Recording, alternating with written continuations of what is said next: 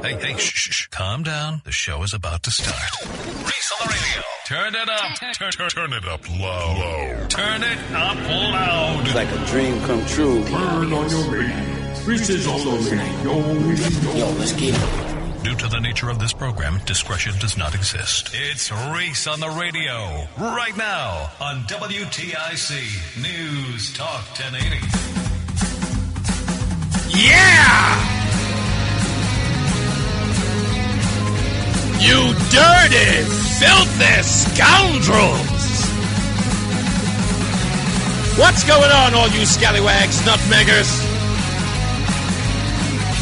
All across the fruited plains, and just when you think I forgot about you, all you haters. It's Reese on the radio, live right here on WTIC News Talk 1080. It annoys me when this thing gets loose every time. We have breaking news.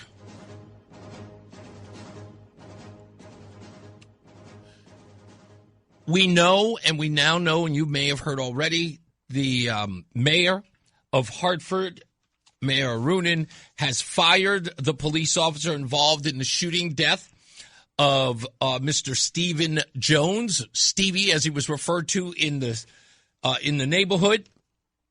He has fired him. I want to read first the statement coming from Mayor Roonin. It reads, since the tragic officer-involved shooting on February 27, 2026, involving Mr. Stephen Jones, I have been clear about my administration's commitment to accountability and a thorough review of our public safety protocols. I've also been consistently clear that I viewed what we've all seen in the body cam footage as deeply concerning. The Office of the Inspector General is continuing its independent investigation into this incident, and we will continue to support their work in any way requested. However, the city has also undertaken its own efforts to identify avenues of response.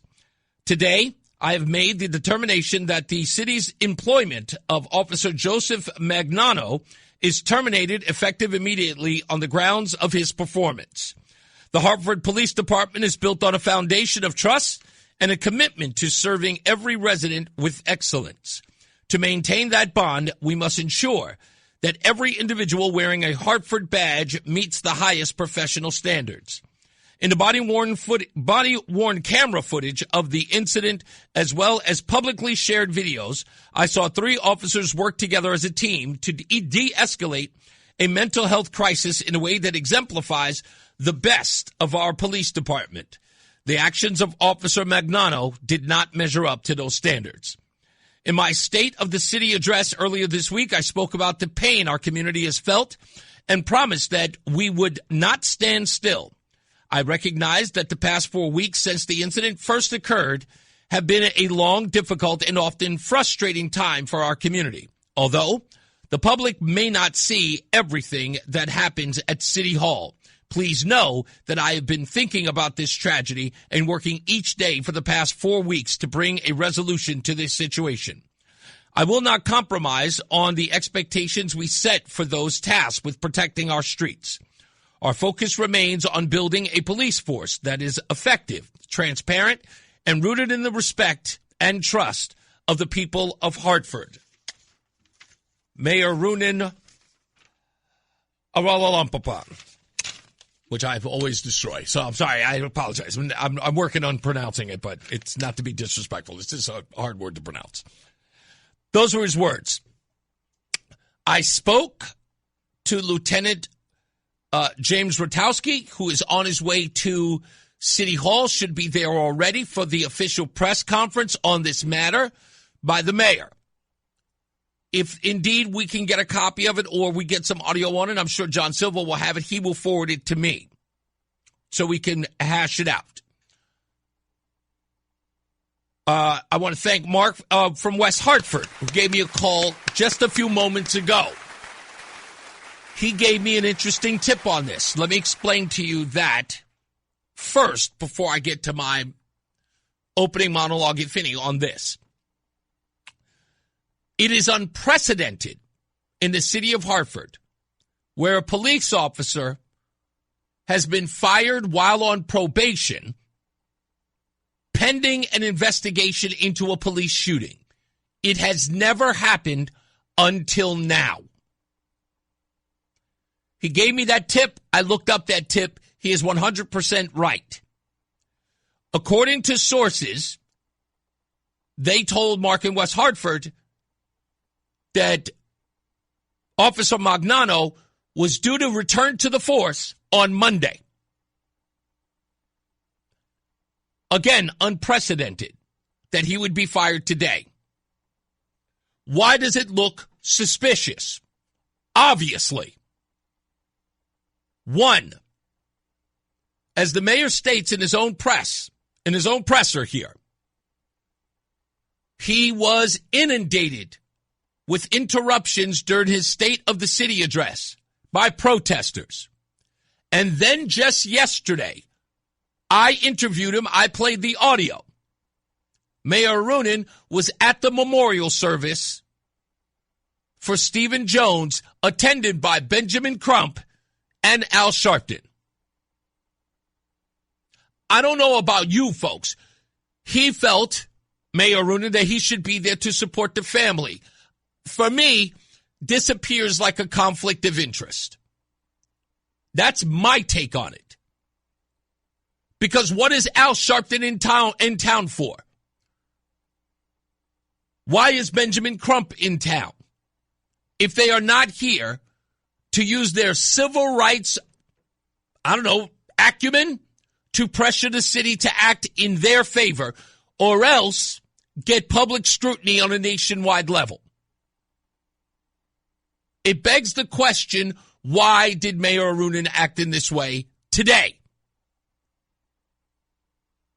The investigation has not been conducted by the IG. Has not been done. Has not been determined. The officer was on probation. He's a 23-year-old officer. You fire him a day before he's supposed to return. And it all happens in the backdrop of the pressure at your own State of the City and you showing up at the event, the memorial. A memorial that you knew cameras were going to be. You could have mourned with the family privately. You chose this event where all the cameras would be to be there. It doesn't look good. And it certainly doesn't look good to the police department. Please understand that. You can be the mayor to show support to the family. But when you show up there with Benjamin Crump and Al Sharpton is parading through the neighborhood. We're talking about parading through a town that he hasn't been in since 2015, ladies and gentlemen. 11 years Al Sharpton hasn't been here. And the last time he was here, he was promising plaques and statues and all types of other stuff for so-called violence in the streets. None of that came to fruition. And now Al Sharpton is back during a police shooting. And you know when he's coming in for a police shooting, there's either a paycheck that's going to get handed to him or something else foul is going to happen.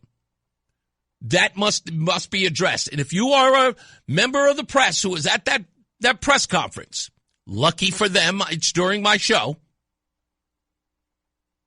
you should be asking the mayor if he fired this officer due to pressure by civil rights organizations.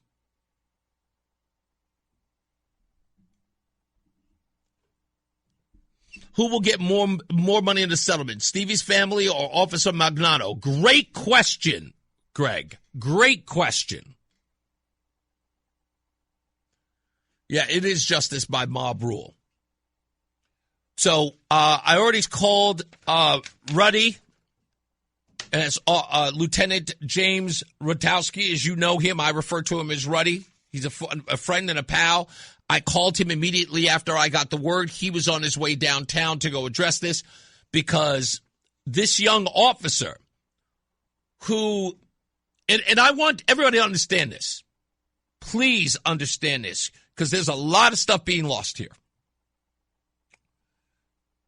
When this officer fires his weapon, the photograph that was circulated around was him with his hands on his head, realizing what he had done. Young man firing his weapon. We know that he was distraught after he had to fire his weapon, in his view. This, and in my view, not a reason to keep him installed as a police officer, but in consideration why this investigation should be allowed to play out. Because again, while he's on probation, he believes, okay, they're going to be thorough. I'm going to get my due process. They're going to go over the video and they're going to determine what my fate is. But to be fired before that happens,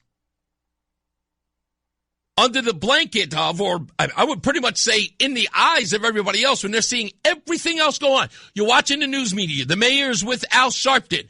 Al Sharpton's calling for firings and lawsuits and how they're treating us and how the officers being maligned in the press. And the mayor's right there. The person who has the power to fire him is a 23-year-old man. Child even. Now sees the world against him. Be careful. To the family members of Officer Magnano, please be by him. Be by his side now. Get next to him. Reach out to him. Officers, too. Your brotherhood is your brotherhood. Reach out to him. Let him know he has support. This is devastating to him. If you know a way to reach out to him, if we find out a way to reach out to him, we will get that to you. I know a lot of people are upset or uncomfortable with what took place, but he was allowed an investigation. That didn't happen. This looks shady. Okay? And I don't want to hear, look, I want to throw this out there just as red meat. For those who say, but Reese, I can say this looks shady. Deal with it. You already told me that what he did looked shady, right? You came to the determination that he murdered Stevie. You came to the determination that he couldn't wait to get there to fire his weapon. You can make any determination about his thought patterns, his intent. You said that every day. Now all of a sudden you're going to look at me and say, well, Reese, how do you know it's not on the up and up? Same way you do. I always tell you, you set the table, got to eat there. So now you eat. Shovel it in. Get in there. Finish everything. There'll be no leftovers. For those of you who know him, please let him know. Reese on the radio and this audience, they're standing by him. This is a very difficult place to be. And we understand that. We understand his job. And as a young man who took on that job, we commend him for doing so. I hope he has recourse in this. I hope he has some way to respond to this. And whoever that is who helps him, Godspeed to you as well. I don't think that young man is ever going to be ready to talk, but please, let him know he has an open invitation here on this show, if ever needed, to express himself and talk about the moments as they happened. I'm sorry. This is just, it looks bad. We'll, like I said, we'll follow it. We'll follow it as best we can. And Ruddy's going to keep me up to speed on everything as well. Roseanne, if you could do me a favor. By the way, everybody, Roseanne is here in the house. I know you're happy she's back. Do me a favor and see if you can find anything on the press release. I mean, not the press release. I apologize. The presser that's happening at City Hall with the mayor, if there's any video or audio that we can find or play on the air to hear if there's any back and forth as far as the media is concerned on that. Also, Betsy McCoy is going to be joining us in the next break to make her announcement, which has pretty much been made already. I thought she was going to break it on my show, but I woke up this morning to only find out, hey, everybody knows. Her people called me last night, and I guess now it's not, cat's out of the bag. But I'll ask her about the endorsement of CPAC when she calls in to to the show, which will be, again, in about 10 minutes. We'll speak to her. And on today's show, we understand that tomorrow there's going to be a No Kings rally. Yours truly will be at some of them.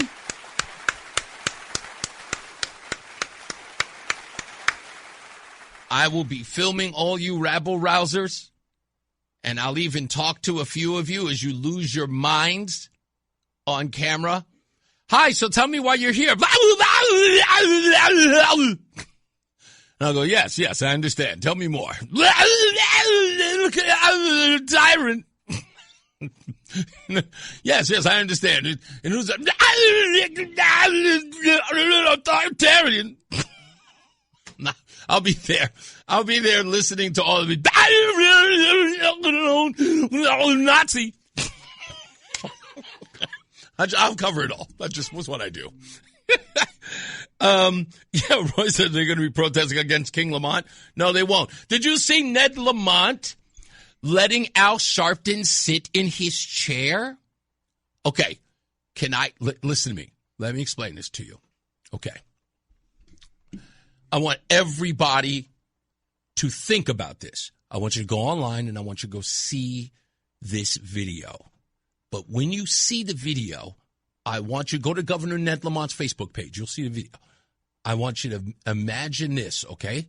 Close your eyes with me, and I want you to think about this, okay? So Al Sharpton shows up at the governor's office, and the governor pulls out the chair, and Al Sharpton sits in the chair, and everybody laughs and smiles. Ha, ha, ha, ha, ha. Now, stop. Name a time in your life where you've seen that happen. If you can't remember, let me throw it back at you. It's like take your child to work day. Here, buddy. Come on and sit in the big guy's chair. Come on, it's sitting here. No, doesn't it feel good? It's a nice chair. Al Sharpton sat there and said, oh, I could get used to this. Yes, boy, you can. You're never going to be the governor of anything, but come in here and sit in the big boy's chair. Yeah, it was the biggest Samuel moment known to history, with the white man standing there letting the little black boy sit in the big man's chair. Yeah, come on and sit in the chair, boy. See what it's like to have real power. I don't know about you, but that's what I saw. Go look at the video again. Tell me if you saw the same thing. We'll be back. It's Reese on the radio. Fan of WTIC? Then do us a favor. Download the free Odyssey app and favorite WTIC. All right, we are back. Reese on the radio, Roseanne on the radio, in the house. How are you, dear? You are finally back here. It's been a little more than 2 weeks since you've been back. Yeah. Feel better? I feel a lot better, yes. Yeah? Not 100%, but a lot better, yeah. You're a lot better. Yeah. I have a voice now. You were a mess. I was asleep for 2 days. Yeah. Yeah. Absolutely. And one day you couldn't even talk. That's true. How happy were you? 3 days of silence. I hated every bit of it. Mm-hmm. No, I'm serious. You know that. I don't like not hearing your voice. And not only that, when you did try to talk, you were... I couldn't even whisper. It was all gone. You sounded like a Marvel villain. That's what... I sounded like one of the sisters from The Simpsons. Yeah. No, worse than that. Marge, where's Homer? Yeah. You were really, really bad. Anyway, bad. But I'm glad to have you back. Glad to be back. So in the last break, you were looking at me all types of funny ways because I was saying to people what the Al Sharpton sitting on Lamont chair was like. When I saw it, I knew exactly what I saw. It was bad. It's so bad. You know, what you saw was bad. What's worse are the comments. That's right. Internet wins every day. Go ahead and read a few. Okay, my favorite one. No, please, read the one by our very own Matt Soroy. It's my favorite one. Yes. What did Matt Soroy say about Lamont allowing Al Sharpton to sit in his chair? Why did Net pet him like that? Like he's a 4th grader. Thank you, Matt Soroy.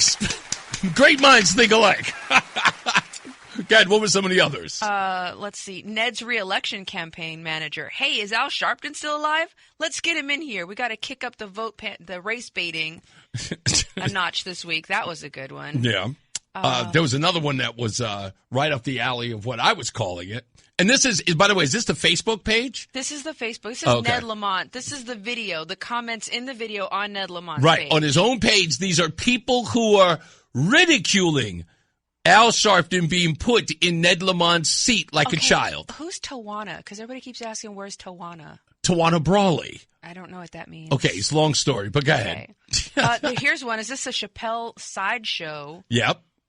Ned, Mama told you no heavy petting. You need a timeout to compose yourself. He was patting him a little bit. He was like, there you go, little buddy. You can sit in the big guy's chair. There you go. I thought I was watching a Saturday Night Live. People keep like, is this AI? It's really funny. I can't find the one. Yeah, they were very early when you first started looking at them. It's reset itself. Oh, okay. Let me do this. Let me go to. Okay, because some of them are right up the whole step and fetch it. They went right in that direction. And I didn't even see the comments. I just saw the video and I went, he posted this? I like this, that there's someone called them walking stool samples. Wow, that was wild. Like that one. That's foul. This video is not going to stay up very long. It's not going to stay up very long because the comments are brutal. This is funny. Did the governor show up at a funeral asking for a friend? Oh, that's gold. That's gold. Hey, no Betsy yet. I wonder if they forgot that they were supposed to call. Well, maybe they realized that it was all it's all over the news. There's no news to break. Here's one. Effing Ebony and Ivory. Wow. Yeah. Yeah, it doesn't look good. They're going to have to take the video down. It really doesn't. This is just so... I mean, I saw it and I was like, yeah, it's bad. Let's go to some phones. I'm sure you guys want to respond to the police firing of Officer Magnano. Let's go to Peter in Plainville. How are you, Peter? Reese, what's happening today? Hey, doing what I can, sir. How are you? Good. Hey, the first thing I haven't seen the video. The first thing that came to my mind is I'd be pulling out the chair for my wife. Yeah. But this one is like, when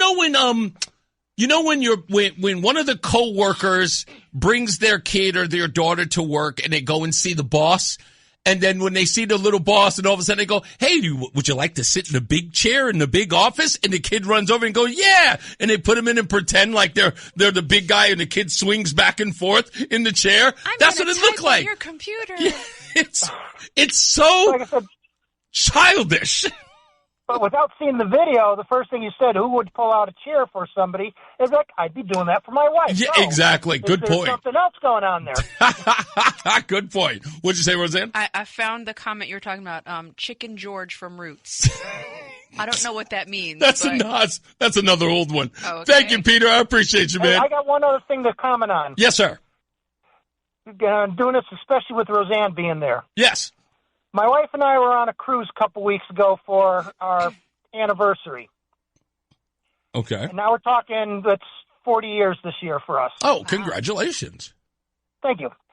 She said while we were on the cruise, oh, by the way, happy anniversary. I'm like, what are you talking about? Our anniversary's in September. And she said, no, this is the day you proposed to me. Oh. Do you remember this 42 years later? We remember everything. The way that you guys remember the names of adult film actors and sports characters, what are those things called? Athletes. Sports. I can still word. But the way, and cars, like things like that you guys remember, stats. We remember every pivotal moment in your life and ours. Hey, you know what you should do as an experiment? Go to your wife and ask her if she remembers the mistake you haven't made yet. She remembers. She remembers. Thank you, Peter. Our 3 kids, none of them were born on their actual date, but she remembers the due date of each kid, too. Yep. I bet. Again. She carried that child for 9 months. For 9 months, this was the date she had to look forward to. It's never going away. I'm happy I remember my kid's birthday and my anniversary date. Hey, listen to me. And guess what? So does she. She does not, listen to me, she never gives you guff about the stuff that you remember. She is just impressed that you remember at all. Okay? I just couldn't believe it with the remembering the date of the engagement. Yeah. I was like, wow. They make a big deal out of that. Thank you, Peter. Let's go to Bob in Waterbury. What's up, Bob? Hi, Reese. How are you doing today? I'm good, sir. What's up? How are you? Hello.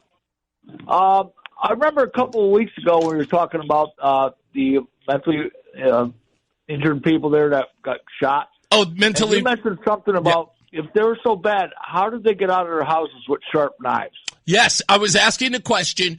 If this was a person who was dangerous, who cannot operate dangerous material, if this person had suicidal ideation, how did they get a hand on the long knife? I didn't think about that until after I hung up, and that is great. And no one has mentioned that. You know, if the guy was walking down the road with a wiffle ball bat, the cops wouldn't have shot him. Right. You know, I mean, it's not the cops' fault. Who let him out of the house with those knives? I'm asking the question was, and again, it's always sort of been dismissed when I ask this question because they say that the other officers refused to pull out their gun. Well, I can so much today say, considering what's happening to Officer Magnano, I think I know why they didn't. If you really think about it, because they understood their life was in jeopardy. There is the Ferguson effect that's going on. That officer knows that if indeed they pull out their weapon, they could very well be in a position that Magnano is in today. So when everybody else is talking about, look, those officers didn't pull out their gun, it wasn't because of restraint. It may have very well have been fear. All right, but I mean, it shouldn't have gotten that far to begin with. Yeah, I asked the question. Bob, didn't you hear me when I asked the question? What were the officers supposed to do? Were they supposed to wait until Stevie got tired and fell asleep? Yeah. You can't make it up. And another thing I heard on the morning news today, King Lamont is going to put the 10% meal tax, give it back to restaurants. I never knew we had a 10% meal tax. Remember I called a couple weeks ago about all the taxes we had? Yeah. We have a meal tax? We have a 10% meal tax. I don't know if it's baked into the prices. Wait. Was it a meal tax at this? Wait. It was a 10%. Back to the restaurants. Why didn't they just not take it from the restaurants? Yeah, so that's the whole point. So they were taking it. It looks like a rebate, and it makes the restaurant owners go, hey, look, they're giving us money. But now it sounds like, because if you think about it, because now the restaurant's still charging the 10% meal tax now that the state isn't going to take it from them. Cool, then it comes out of tips. Yeah, but I mean, you, when you go to eat at a restaurant, you don't see 10% meal tax. Never do. I don't see. All you see is sales tax. Yeah, exactly. No. What they did was, I'll tell you exactly what they did. Any restaurant would do it. Any good business would do it because I've done it as a moving company. You bake it into the cost, right? So my movers would usually, I started out at $25 an hour for a mover. As inflation went up and as we went to the pandemic era, I started charging $55, $75. Right. I'll never forget how much. I just had to bake it into the cost. Right, but that doesn't make it right. I mean, now they're making themselves, we're going to give it back to the restaurant. Why don't you just don't take it from the restaurants to begin with? Right, in the beginning, exactly. So the restaurant doesn't have to charge the customer for that reason. Yeah, good point. Thank you, big guy. Right, you guys have a good week. Thank you. You too. You too. Let me get, real quick. I was going to get to Bruce real quick. Let me grab Bruce. Hey, what's up, Brucey? How you doing? How's Roseanne doing? Roseanne is right there coughing into my microphone. She's all right, though. Hey, I wanted to talk about because I've had a lot of experience regarding police. Use of force. Yeah. I used to train use of force, aggressiveness. What they don't say and what they're not saying. I mean, I don't necessarily agree with how this went down, but the officer needs to have his day in court. Right. Because what he did, when you get involved in a situation like this, your whole body changes psychologically. Sure. He was a new guy. I don't know what his training was. I don't know why he did it. I could hear it in his voice how fearful he was. There was a lot going on in his mind right now, at the time that happened. I don't understand why he is not treated fairly in court. A lot of stuff, this is all done behind closed doors. Yeah, this is political pressure, though, Brucey. You know this. But this Hartford's going to pay. Yeah, go ahead. No, I was going to say, behind closed doors, this isn't a behind closed doors thing. Mayor Arunin has openly admitted that this decision was his and his alone. I have to interject because I'm looking here online. I asked Grok, can a mayor fire an officer while an investigation is ongoing into the officer's actions? And what this says is the mayor's role. Mayor appoints the police chief and can influence department policy on high-level decisions. However, for individual officers, the mayor does not usually serve as a direct appointing authority or discipline. The mayor can publicly announce or support termination decisions, but the formal actions flow through the department and a collective bargaining agreement with the Hartford Police Union. So, and that's the reason why Rutaukski is on his way down there now. Right. So the mayor is announcing something that he has no authority to do. Well, we want to double check into that. I'm looking at it right here. And that's the actual statute. This is because I'm asking about, my first question was, what are the limitations or what protections does an officer have before being terminated? And it goes through this whole process. And one of the things is that, when the officer's still in probation, like this young man was, he has fewer protections. However, because there is an investigation ongoing, there are certain protections in place. Right. In other words, he cannot be fired while in the midst of an investigation is what you're suggesting. I'm going to have to look further into That's that the part portion. I want to know. However, what I can tell you is the mayor should not be able to do this. Well, not only should he not be able to, but if this decision has not yet been made by the police department with the police union involvement, then the mayor's talking out of the side of his neck. He's just spewing. And I got to take a break. Brucey, I apologize, buddy. I have to take a break. But you know what? I promise I will get back to this later on in the show as soon as we hear from Rutaukski, okay? Okay. Thank you, buddy. Let's take a break. We'll be back. More news, more views. We'll get into a little bit more than this and more of this. And Roseanne's going to do a little bit more research so we can find out, without a doubt, if indeed the mayor has that power to fire him. Stand by. It's Reese on the radio. It's Reese on the radio on News Talk 1080 WTIC. All right, we're back. I'm sorry. When you're reading or whatever it is, I'm sorry. What are you saying? And I'm getting ready to go on the air, so I was not interrupting you. Or ignoring you. What were you reading? This really sucks for this poor kid. Go ahead. Basically, because the 1 year probation, right? Like somebody had asked that he'd been on the force for a year. Right. He'd been on the force 1 year and 4.5 months. However, the protections, the police protections, do not begin until 1 year after the probationary period has ended, not 1 year on the force. So basically what they're saying is that this kid was an at-will employee. Right. So he has no protections. He has no protection under – none. No protection. Right. He's not even guaranteed an investigatory hearing. But according to this, what you stated is true.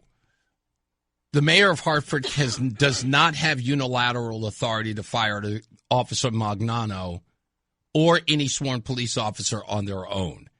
They say that the police chief holds the primary disciplinary power. And the probationary status does simplify things, but still follows a process. As a probationary officer hired in October of 2024, academy grad in March of 25, Magnano has fewer protections than tenured officers. Hartford can terminate probationary employees more easily for unsatisfactory service or performance without full just cause hearings or union grievance rights in many cases. However, even for rookies, termination typically goes through the chief and HR, not a solo mayor decision. Past cases show the chief issues the dismissal. So we will talk to Ruddy when he gets this first chance to find out if indeed that was the role of the chief here. That may have been done by, the mayor does put the pressure on the chief and say he gets the brownie points with the voting base to say, I did this, and then the chief gets to go, well, I didn't really have a choice. The mayor. The chief is sort everything sits on the police chief's hands at this point, but they're trying to, pass the buck. Yeah. And, it's really sad when I think about this. Who would want to be a cop? Isn't Connecticut one of those blue states where they wanted to defund the police? So rather than defunding the police, they're just making it really ridiculous for cops to do anything. I mean, at this point, just give them marshmallows and pray to God they never have to use them. This is one of those cases where, I always pay very close attention to how this stuff sort of plays out. There's no such thing as a coincidence. Here you had the governor weeks ago at a press conference that I attended where he presented the retention and recruitment bill for police officers. I asked him whether or not he is going to go on a campaign to support the police officers in the state of Connecticut solely because in 2021 he was running around throwing the officers under the bus over a death of George Floyd that happened nowhere near the state. Right. To now be chummying up with Al Sharpton, the guy who was in town to malign police. Hint, hint, folks, that these people think that this is going to, help the governor in any way. It tells you what a flip-flopper he is. He is literally a wet noodle. Exactly. Whatever direction the wind blows, that's where he's going to go. He has zero backbone. He has zero credibility. He has zero allegiance. He's Just remember, disgusting pig. And here was a guy. Sorry if somebody's offended by that. This is a guy who does not understand that at the height of all of this, right, you've got a police force that already feels like it's being maligned. You have this young kid who a lot of officers are kind of, they're looking at it in one breath and looking at it at the same time saying, there before the grace of God go I. And then the governor is chumming up with the guy who's down here to pretty much pick the pockets of the state and saying, hey, Al, come on in, sit in my chair. So, I don't know. All right, so Ned Lamont 30 seconds. Went to Harvard, then he was something at a newspaper, then he went to Yale. This guy's never done anything of any substance. He has no idea what it means to be a normal human being in this country. He's a piece of garbage. Piece of garbage. He's got to go. We got to go. Let's take a break. We'll be back. More news, more views. Top of the hour news with John Silver is next right here on WTIC News Talk 1080. Reese on the radio, making sense of the news. Yeah, even when it makes no sense at all. Now on WTIC News Talk 1080. All right, we're back. Roseanne is here. Reese on the radio. By the way, on Tuesday, TJ Duarte is going to be on the program. That is our young broadcaster, only 16 years old, has a podcast on YouTube called The Duarte Show. And he's actually listening to the show now. I'm impressed by him. He's very much, he reminds me of myself, wanting to be in broadcasting as a kid. I guess everybody does, kind of in some way. But he is, what are you shaking your head no for? I didn't. Well, like kids who want to be podcasters and things like that. But, he has an interest in radio. He reached out to me when the kids can just reach out to any other podcast that they do. He reached out to radio and, he listened to the show and checked it out. And he said that he is a part of a group called Waterbury Talks. And he said several people had reached out to him and said, you got to find out this guy. You got to check out this guy, Reese, on the radio. And I thank you, Waterbury Talks, for that. And he reached out. And that was a good thing. And again, I'm trying to inspire young people to take up this medium, even after I'm done and gone with it. You have no idea. When we're living in Italy. I'm sorry? When we're living in Italy. Yeah, all that good stuff. Yeah. Whatever you said, hon. My deal is like I want, and it's, truly this is the deal. I'm just turning off your microphone until you're ready. No, I'm kidding. The thing is that what I want to share with him and what I want to share with any young people who are interested in radio, you have no idea the amount of love you are going to feel when you do this. You do not know. Like that, the dedication to, the desire, the excitement that you have in doing it, and this microphone being in front of you, hearing your voice play back to you, doing bits and all that good stuff. It's listening to the audience, having them call back to have conversations and things like that.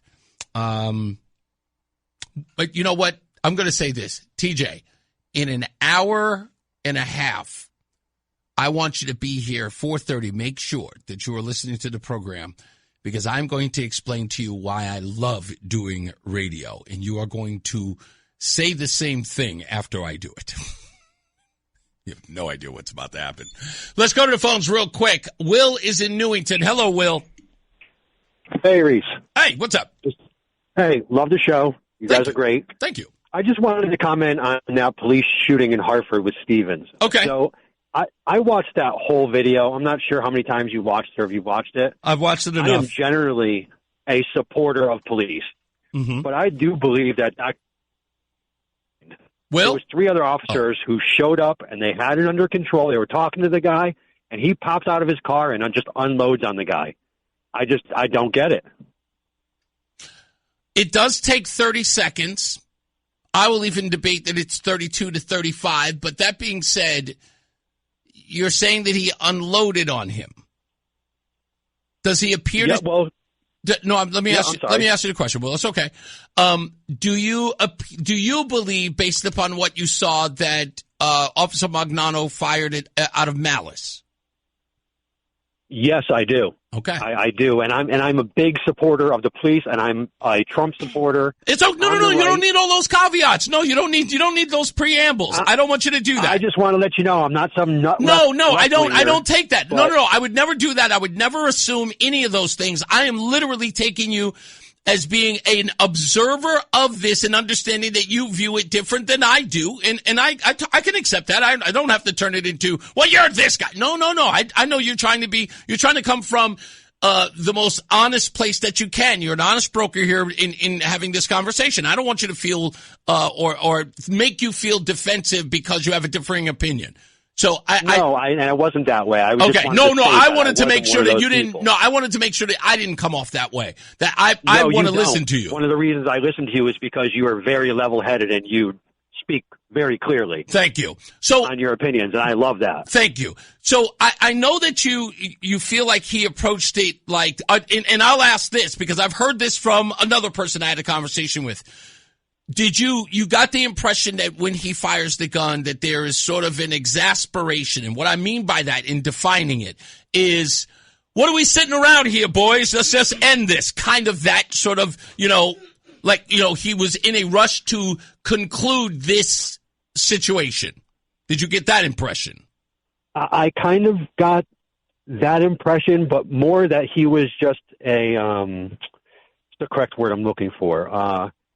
Instead of de-escalating, he was an escalator. Okay. And the only reason I say that is because 3 other police were on the scene for, 10, 15 minutes? Yeah. Something like that. Mm-hmm. And the guy is walking at him, and if you watch him walking, he's like stumbling. He obviously looks like he's either on drugs or he's having a mental crisis, something. He's very slow. He's a heavy-set guy. Now, in my opinion, and it's only my opinion, I feel like when a guy's holding a knife and there's 3 other police who have been there for 10 minutes, and the guy jumps out of his car within 30 seconds and then unloads on the guy. And the only reason I say unload is because from what I saw in the video, it seems like he emptied the clip instead of 4 or 5 rounds. He shoots 9 times. The clip has 16. Right. So I believe that a heavy-set guy like that who can't move very fast, listen, they have batons. I know tasers didn't work because the guy was wearing, heavy clothes. I get that. But anybody could have taken a baton, hit the knife out of his hand. The guy wasn't fast enough to move to actually injure an officer with a knife. Mm. And that's why I just think that he was way out of line. Okay. Now with that, considering everything that you've said so far, Will, I want to take you back to the instant after the shots are fired. Did you see the officer when he had his hands on his head after he had shot Stevie and he hits the ground, that the officer puts his hand on his head and appears distraught by his actions? Did you visual that? Did you get to see that part of the video? No, I actually did not see that whatsoever. Not in any of the videos I've seen. Okay. Would you consider that in the entire video, if you'd seen that with the officer with his hands on his head, kind of and you see it in the expression as all the photos have been, sort of, even the people who hate the cops have shared that photograph of the officer with his hands on his head, clearly distraught by what he had done. would that change a little bit of what you think his intent was in shooting? In essence, he can't believe he had to shoot a person. Does that change his intent in some way with you? Maybe slightly. Okay. I believe that after he did it, he could have had some remorse. Okay. But I also believe that I think that the hiring process in police really needs to be scrutinized because guys like that who are, I want to say military style, who they go for aggression instead of trying to de-escalate a situation. I get you. I don't think those are the right kind of people that the police force needs. Do you believe that his age and inexperience may have played a role? I always believe that can always play a role, yeah. No, it's okay. Absolutely. No, and that's okay. All of those are warranted. I think that in a way, what we were able to do here, from what you saw and what you believe, I think what we've been able to come to an agreement is that some things look like aggression in the sense of like malice, and then in full view we say, okay, maybe his youth and inexperience caused it. Because I will tell you, I looked at that video, and I'm one, Will, that says over and over again, the part that I don't understand is, or in my view, what people are asking for is, should this have been Stevie just follows us around with a knife until he got tired? Or nope. Yeah, no, that's what I'm saying, right? Of course not. I kind of the baton thing is an interesting point. Somebody coming up behind him tactically while he is distracted with one, maybe hitting his hand with a baton. No, I'm not disputing that. You know what? In fact, I'm going to ask Rutaukski about that. It's an interesting point of view. However, they did tase him twice, and to no avail. So I feel like there may have been there would have been no real way to de-escalate this after there were so many other attempts to do so. Go ahead, Roseanne. Do you know why they don't hit with a baton? Do you know why they don't shoot for the legs? Yeah, well, shoot for the legs, I know. Yes, I completely understand. That's ridiculous to shoot for a leg or an extremity. Say again? Liability, right? If the person is injured, now they can turn around and sue. Not just the officer, but the county in whole, right? That's one factor. The other thing to think about is, what if you miss? What if you startle him and he turns around and he slashes you? There's so many unknown factors. And I'm looking at the video, and is it questionable? Yes, it's questionable. And what I have to say to this is, people are like, well, this whole military-minded, aggressive people. Not all people in the military are aggressive-minded. No, I know. I come from a military family, so I wasn't saying that. I've served in the military, so let me just. That's an unfair statement, right? To just you're correct. It was an unfair military-minded statement. aggression. This was a 23-year-old child. I don't know if you have children. I have 5 of them. Some of them have been 23. They don't always make the best decisions. The other thing to think about, too, is, have you ever been confronted with someone following at you in a very close range, knowing they're mentally unstable, with a weapon that could potentially harm you? Have you ever experienced that? I grew up in Hartford and East Hartford, and I've dealt with that my whole life. Okay. Some people can handle it. Other people become afraid. What makes a difference? Nobody knows what makes a difference between fight, flight, freeze. There's no pre-indicators that say, well, because you grew up here, you're good. Well, because you grew up like this, maybe you shouldn't be a cop. There's no real indicator. Unfortunately, these things have to happen the way that they happen. I agree with you, and I will recant my statement about the military attitude because I have family who's all in the military, and you're right, I made a misstatement. I will say he was scared. And I don't. That I agree with. Absolutely. I don't believe that somebody who's walking around with a bulletproof vest and tactical gear and a gun on the side should be scared of an overweight guy who can barely walk 2 steps at a time without wobbling back and forth. How many times have you been in that situation? Hold on. I want to don't do that. That's not even, that's not, he doesn't have to be in a situation to give an assessment of it. That's all I'm saying. Our opinion. Will, I will do, I want guns put in my face. No, Will, I do want to ask you this though, because you did bring up something that was very important. In the scenario, sorry, I want to go back to the last statement you said. Can you repeat the last one that you said? Because that just threw me a loop. The boy is either trying to call me or call you or call me. Sorry, what were you saying, Will? that I recanted my statement about the military thing, and you were talking about being afraid. I'm sorry, being afraid. That is a very key point in all of this. And someone who is wearing all of that tactical gear should not go into a situation afraid.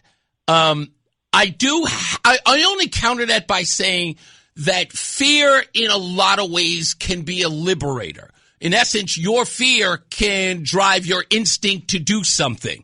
Because not all fear is a pejorative in that sense. You could be fearful that the individual may get the jump on one of my officers, or he could get the jump on me. That fear can cause you to react in a positive or negative way.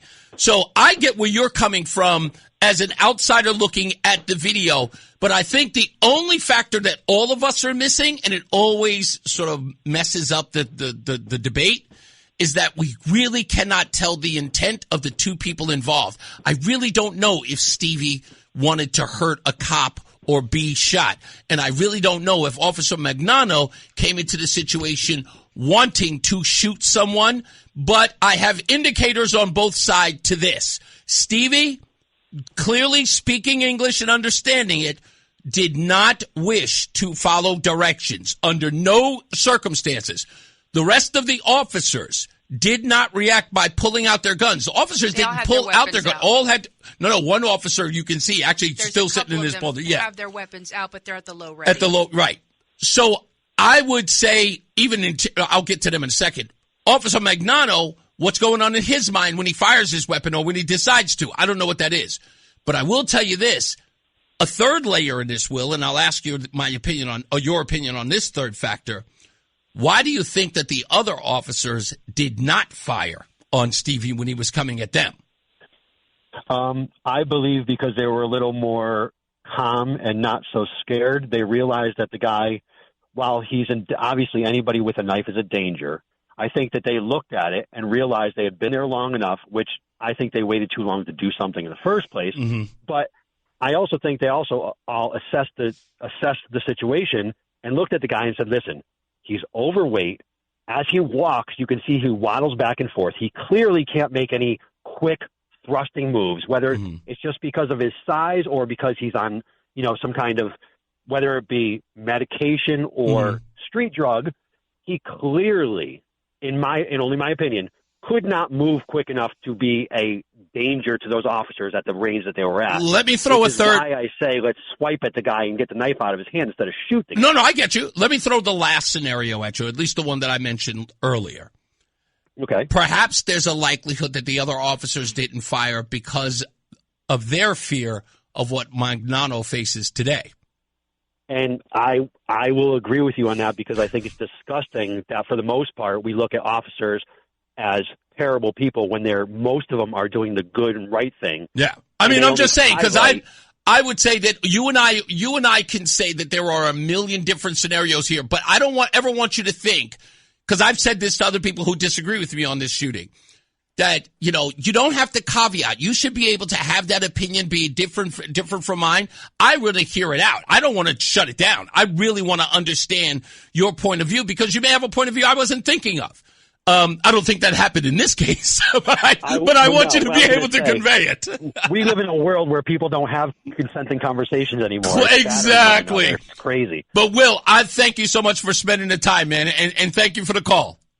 I thank you, Reese. I love your show. You guys are wonderful. Thank you, sir. You got it. You are just so... I am, you know what? I'm pro-police. I am pro-military, I'm pro-law enforcement, I'm pro-justice. And, whether this individual was overweight or not, people have been murdered by overweight, obese people. Mm-hmm. Just because you don't know at what moment a person can spontaneously change their aggression. I wish that, I've said this I had the conversation with James here when he was on the show 2 weeks ago. I said to him, what I really wish that more and more of these people could do, especially these civil rights groups, what I would love them to do is go through these training exercises out in the field, where they have the so-called scenario that they want them to go to and see how they would react. I was just talking to somebody recently and said, man, I just did that whole police scenario thing. He said, man, I got killed every time. Yep. I said, how many times did you complete it? He was like, no, how many times did you run it? He was like 7. Yep. Because every time I got killed by the perpetrator. Yep. Because I was hesitant. I waited. I thought they were a nice person. Yeah. And they got close enough. It's always great when people can say, well, from my perspective and what I've done, that's great. You weren't in this situation. Yeah. And they really put him in there. And then they put him in a situation where they say when, like, they give him 2 different scenarios. The one that I watched on video was great. They would give the scenario where they wouldn't draw their weapon and the person was in smacking distance of the person and they got killed. Then the person made the obvious threatening gesture far away, right? Within, 2 arms length. And they said when you had to pull out your weapon and react, they said that I watched the video of the guy. You have to practice. No, he fired the weapon. He emptied the clip. When the threat was far away. Terror. Right, because he didn't know what to do. And he says, imagine you're training, you're dealing with the scenario where, there's so many moving parts to being able to train for that scenario. You're talking about he pulls the weapon out and empties the clip. That's great. Do you know how long it takes to practice getting used to just doing this? Yeah, I know. Do you know what so these people who have never done it before, having all these opinions, that's great. But you know what they say opinions are like. And we'll take a break with that. Thank you, Roseanne. We'll be back. More news, more views when we return. It's Reese on the radio. Listen to WTIC News Talk 1080 on the free Odyssey app. Download and like WTIC today for alerts on special programming. All right, we are back. Reese on the radio, Roseanne on the radio here. According to the Hartford Current, there's a release by Norm Pattis, who is I believe, the attorney for Officer Joe Magnano, and it reads, firing Mr. Magnano is a stunning act of cynicism by the city. He acted as he was trained to. Firing him for putting his life on the line and acting consistent with his training is no justification for firing him and an insult to every officer taking his or her life daily. Risking his or her life daily. We will file suit against the city next week. Since when does the city manage its department at the whim of the likes of Al Sharpton and Ben Crump? Seriously, I agree. There you go. I told you.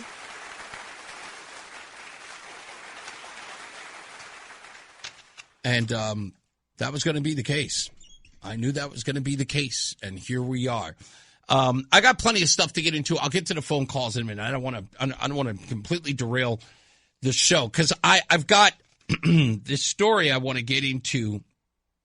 And tomorrow there is supposed to be some No Kings rallies all across the nation. Are they still doing that? I know. Yes, they are still doing that. Oh, God. And here's the thing I wanted to point out because I know a lot of people on the left listen to the show, and I don't want to do this to be disrespectful, but I do want. I'll do it. No. Okay. I want to do this to sort of set your mind at ease. Now, I was a big fan of the TV show Friends. Did you like that show, Roseanne? You didn't like it at the beginning, but then you watched the entire series. I was still a liberal when I started watching it, so I was like, oh my God, there's so many white people. And the more I started watching it, the more you liked it. The more I was like, it doesn't matter what color they are. This show is hilarious. Right. The writing is great. Great show. Do you remember when Chandler was going through a breakup and Monica had decided that because she didn't have a job that it was time for the both of them to start working out? Do you remember that? She was waking him up at all hours of the morning to go running, right? That was the big deal because, he needed a distraction. She didn't have a job and she was gung-ho about get up every morning. And then finally one day he had enough. He's done. And she's like, come on, I just have 1 more pound. Yeah. And then finally he gets her right where it hurts. And he says, I understand that you have to run because you have nothing else to do with your life. I understand. It's okay. I know that you're disappointed because you don't have a job, and that means that without a job, cooking, the thing that you love the most, you feel like your life has had no meaning. And she immediately starts wiltering. Ugh. And then finally she goes on the couch and he puts a blanket on her and then dances out the room because finally he got her to sleep. Yeah, he gets to go to sleep. But what he needed to do was to actually make her realize her life. He needs her to get a grip. This is your life. This is the reason why you have this ridiculous distraction, is because you're disappointed in your own life. So I'd like to be the No Kings Chandler. Okay? Ladies and gentlemen, No Kings. The rallies that have gone on June 14th of 2025, October 18th of 2025, and now March 28th, 2026, which will be tomorrow. According to the recent data, the No Kings rallies have had zero measurable impact on U.S. policy or legislation since they launched in June of 2025. What? We've been standing outside. Why won't they do something? Think of the children. No legislation has been blocked or passed because of these rallies. Trump's agenda, immigration enforcement, executive actions continues. Even the ACLU admits they have helped kill some anti-LGBTQ bills and few immigration measures via lobbying, but not protest. Congress and courts have been unmoved. Republicans called them Hate America rallies. Some GOP governors pre-deployed the National Guard. There have been no shutdowns and no funding bills flipped. Trump's response to these have been dismissive mockery. AI videos calling them irrelevant. His approval hovers in the high 30s and low 40s in recent polls, but protests haven't tanked them and forced any referrals or any reversals. Long-term political effect energizes the Democratic base, and some never-Trumpers, they may turn out. But it has had zero, and I mean zero, effects. These billionaire-backed AstroTurf rallies are not spontaneous uprisings. They are funded by Soros money buys, and they have pretty much funneled that money into buying signs and logistics. And bricks. The massive crowds prove that left-wing mobilization skills but zero policy wins show they're shouting into the wind. They're saying that even though these events are massive and they are covered by everyone in the media, they are worthless. And they don't even make sense. So I know you're going out there, folks. I know you are. And I know you will bang on your pots and pans and you will hold up your own personal signs. I know some of you like to get very inventive. I know that there will be politicians who will be out there joining you. The weather will be nice. Is the weather going to be nice tomorrow? I don't even know what the weather is tomorrow. I'm not a weatherman. Yeah. But I'm sorry. I'm looking at something totally different right now, and I will clue you in a moment. Okay. But it is nothing. It has had zero effect. So I hope that you understand that when you go out there. You should take up jogging. Or anything. Or eating. Crafting. Or re-dyeing your hair back to its normal color, or pulling that crap out of your face. You could actually, I would say this, if you have some free time over the weekend, why not go visit some of the great businesses that could use your patronage, you know? Capitalism's bad, remember? Oh, it's because they're broken. But what about private businesses, you know? Little arts and crafts places. Aren't there a bunch of, like, marijuana stores around? Yeah, they're struggling here in Connecticut. There you go, you little face-pierced, blue-haired people. Go get you some weed and calm down. Good grief. Give back to your community. Adam by says, staying inside. Okay, it's going to be 30 degrees tomorrow, so it's going to be cold. Well, it's probably warm in that weed shop. Roland? Yes? I was just going to comment on the... No Kings rally? No, I don't care about that.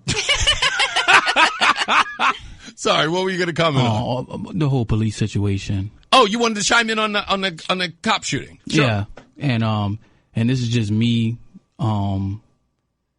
being in multiple crazy scenarios. Okay. From working in a group home with juvenile delinquents straight from juvie, coming into homes and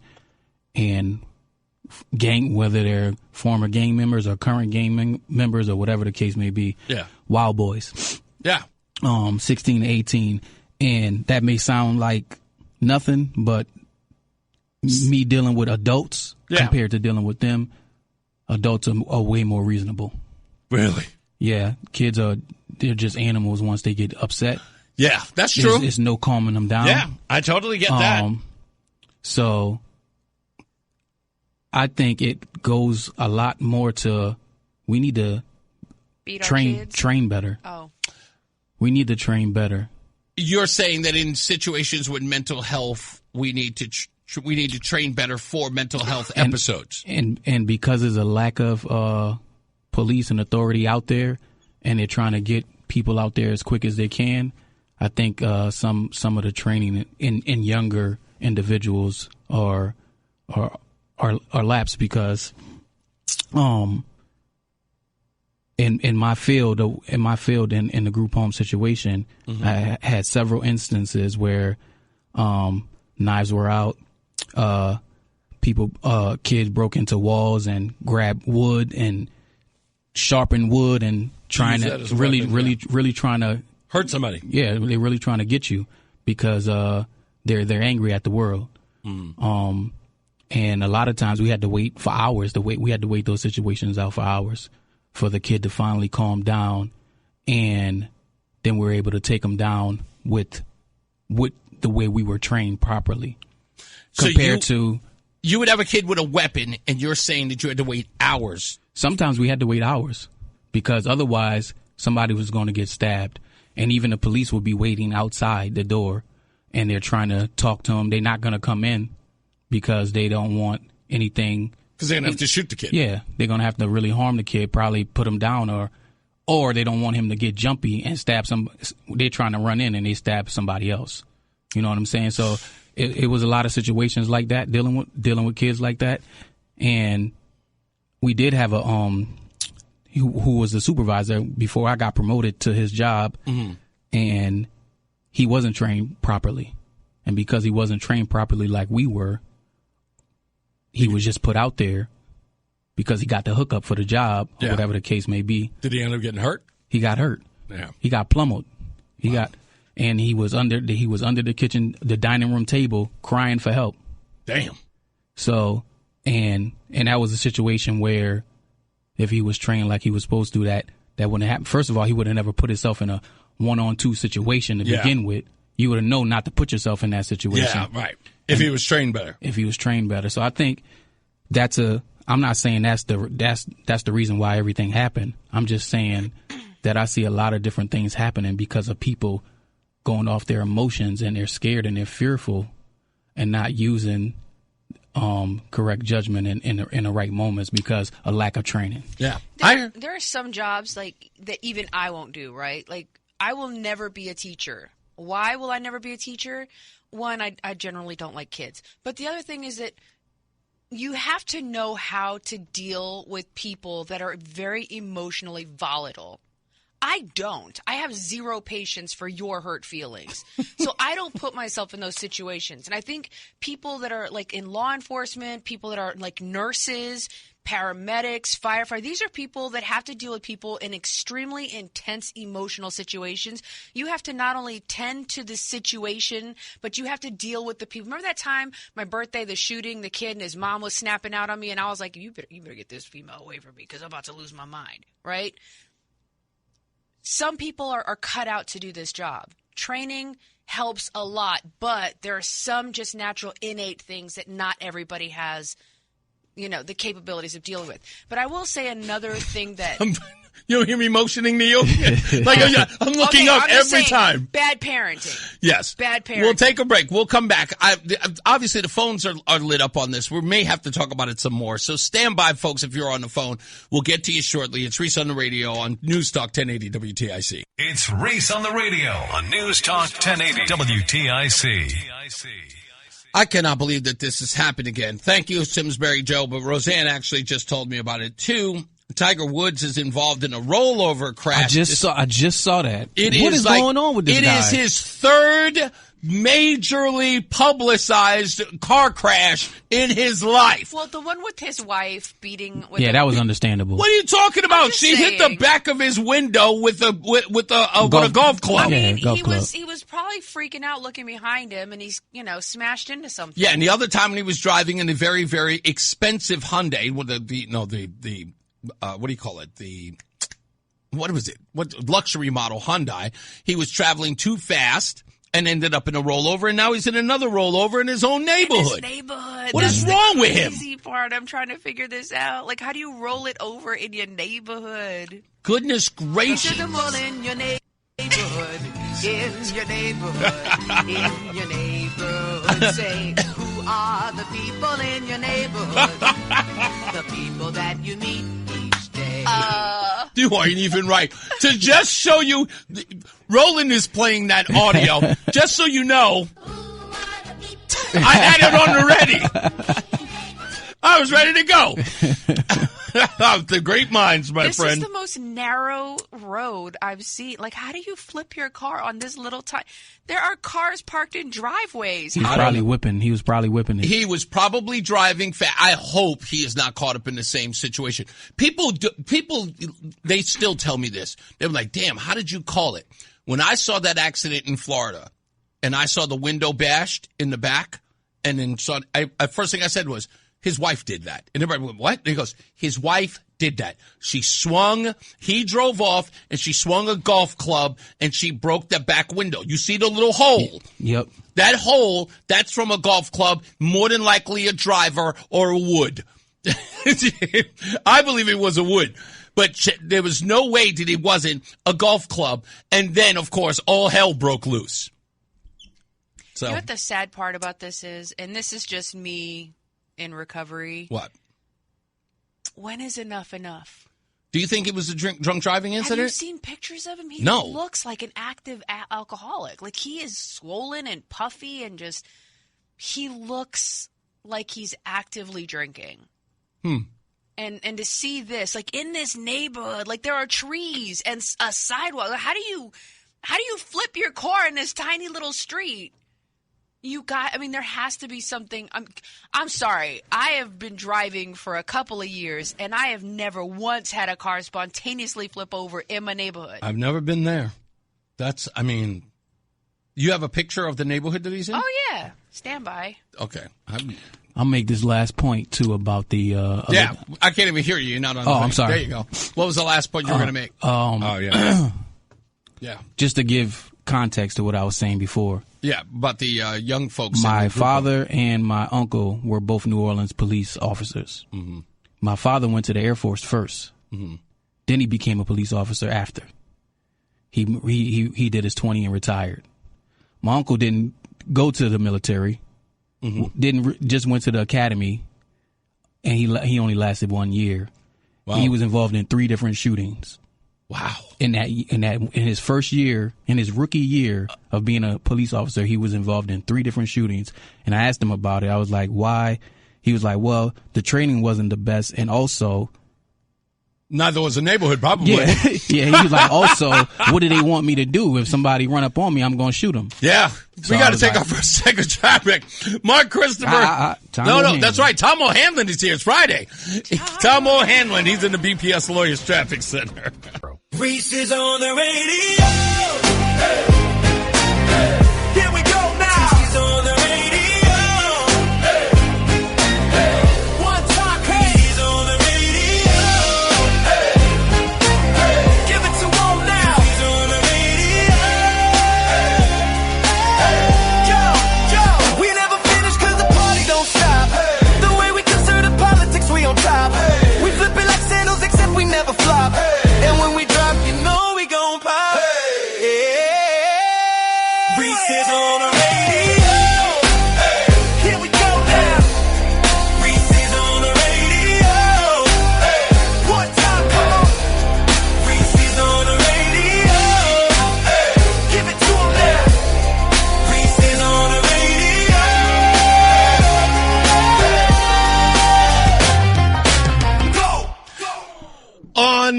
the rest of the program, we're going to talk about why is it that Linda McMahon has not been featured on any conservative radio or news outlets since she has been completely rejected by so many places here in the state of Connecticut. I'd like to ask that question to Ben Proto. We will get to that in due time. We're also going to take your phone calls. Many of you are calling in about the Hartford police officer, Joe Magnano, who has been fired. You're all opining about that. But make sure that you tune in for that. Also, folks, your favorite segment is happening today. How dare you? How dare you?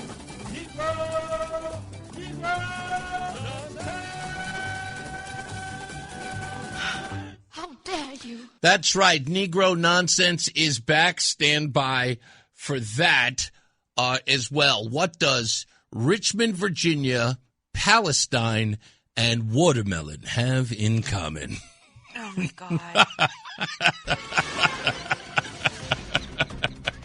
Let's get another check of traffic and weather. Tom O'Hanlon. He's in for Mark Christopher. He's in the BPS Lawyers Traffic Center. Hey, hey, Tom. It's Reese on the radio on News Talk 1080 WTIC. All right, let's get to the phones real quick because we got a whole bunch of stuff that we got to get into. Let's go to Cliff, who's in North Branford. How are you, Cliff? Doing real well. You know, I have to give my wife credit. She came up with a theory. Mm-hmm. Do you think that was suicide by cop? I do. I tend to believe it. In fact, many people say the earliest part of the videos where Stevie is a little more mobile than the video that everyone else has been seeing. There's an earlier video where he's between vehicles, where he's sort of jostling around really, really fast and just sort of gesticulating, if you will. Many people believed, in fact, during the phone call, I think, in the 911 call, that there was something along the lines of suggesting that he was trying to hurt himself. Because he had lost his daughter. He was so distraught. He was off his meds. Rather than commit his own suicide, he said, well, let the cop do it for me. So, yeah, this firing is way off base. Yeah, and like I said, this is going to get ugly before it gets better. I don't think, and the worst part is, here's the thing. If Mayor Arunin was doing this to sort of alleviate the damage control or the damage that he was getting from the so-called civil rights leaders of Hartford, Connecticut, or Connecticut, like all three of them. Yeah, exactly. What he doesn't understand is that it affects the political capital he gets with actual voters. And those people support the cops. Those of us who can get IDs. Yeah. You know, it's like, that's the part that I don't get here. You know, he maybe would spare himself the social media ire of what some of these people, these rabble-rousers would get. But in the end of the day, he's got to put, politics are politics. And you know what? You should only pay politics to people who vote. He's catering to people who don't. Right. And we have a close friend who's a cop in another town in Connecticut. Now he's getting out and going into construction because he said the 14-year-old used to, kind of try to get under control. He could handcuff. Yeah. Now he can't even handcuff. That's right. Exactly. Talk about you can't handcuff the teenager, so handcuff the cop. Well, yeah. So now he says, do I have to shoot him? If he's going to shoot him, he says, I don't know what that kid's going to do. As long as he's not black. Yeah, that's exactly. Well, you know what? All the good white kids are home watching video games. Thank you, Cliff. Now, one quick question. Real quick. Do you think any of the rockets that are hitting everybody have Russia's trademark on them? I've never looked into that, but it is a good question. I will observe. Okay. Thank you. I mean, they keep coming. They keep coming with them. Where are they coming from? Good question. Thank you, buddy. Let's go to Craig in the car. What's going on, big guy? Pick a topic because you threw a lot out there. You want to talk Tiger, cops? You can do anyone you want. I know what I have to do. I have to do my Tom O'Hanlon impression for you. By the way, Joey V, he's not AI. I know he's real. What do you got, Craig? I'm Tom O'Hanlon. I love it. What do you got for me? You want to take the Tiger thing or you want to take something else? Yeah, being the golfer I am. Yeah, don't prejudge the Tiger thing. That guy has had so many surgeries and operations, and he's on so many pain medications. I think That may be the culprit there. I don't know the details, but I don't. So you're saying don't go towards the alcohol idea. It may just be medication. Driving under the influence still? No, you can't be that level of an athlete and have an alcohol thing, because that's a day-to-day deal. Hello, were there a lot of them on cocaine, like football players? Wait a minute. If that's the case, Craig, explain to me John Daly. John Daly was not Tiger Woods, but tell me John Daly's not a good player though. He can still knock a few balls around. There's a difference between being a good player and winning 16 majors. Yeah, I get you. But he won 16 majors. How many? I mean, but Tiger Woods was a great golfer. How many years ago? He wasn't drinking and drugging like he is now. What you assume he is? I'm assuming. Allegedly. My apologies. He's not the same level of athlete because of all of the physical things that he's gone through. That's a whole different thing. But I do want to talk about the cop thing. Yeah. It's important to remember police officers, law enforcement officers are humans. They're not superhumans. That's right.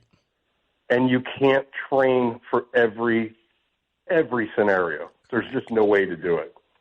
And I have a lot of law enforcement in my family. I want to just share a quick story. When my cousin became a state trooper, he was only on the job for maybe 6 or 7 months, and we had our Christmas party at the house with all the family, and he walked in the house, and he was just like a zombie. Wow. And you couldn't talk to him. He wouldn't converse with anybody. He wouldn't look you in the eye, and I talked to his wife. I said, what's going on? And she said he had his first fatal accident last night, and it was 2 teenagers. Damn. Yeah. You can't prepare for that.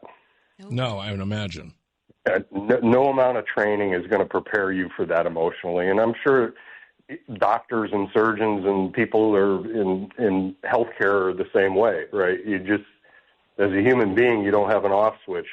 And I don't know how you train for a situation like that. How do you? Yeah.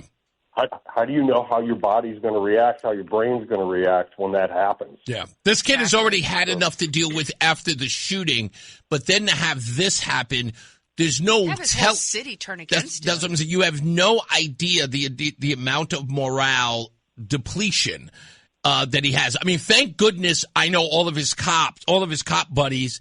If he has any, and I'm sure he does, his brethren are going to step in and say, dude, we got you. I just got word that, and you know the terminology when I use it, Craig, that the hat has been passed around so far.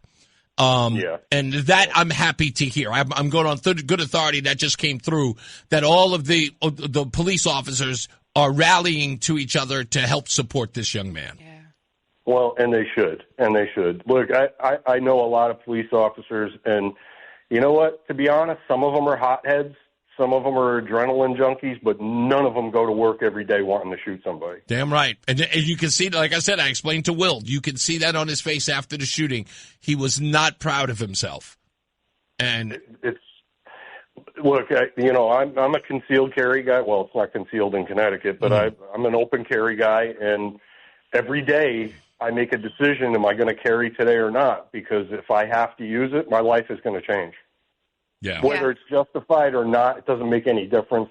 My life's going to change. My family's life is going to change.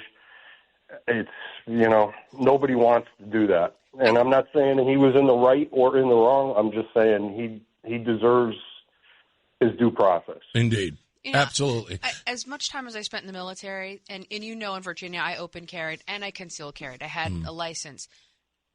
If I got to a point where pulling out my gun were my only option, somebody is going to the hospital that night, and it will not be me. Yeah. That is a last resort.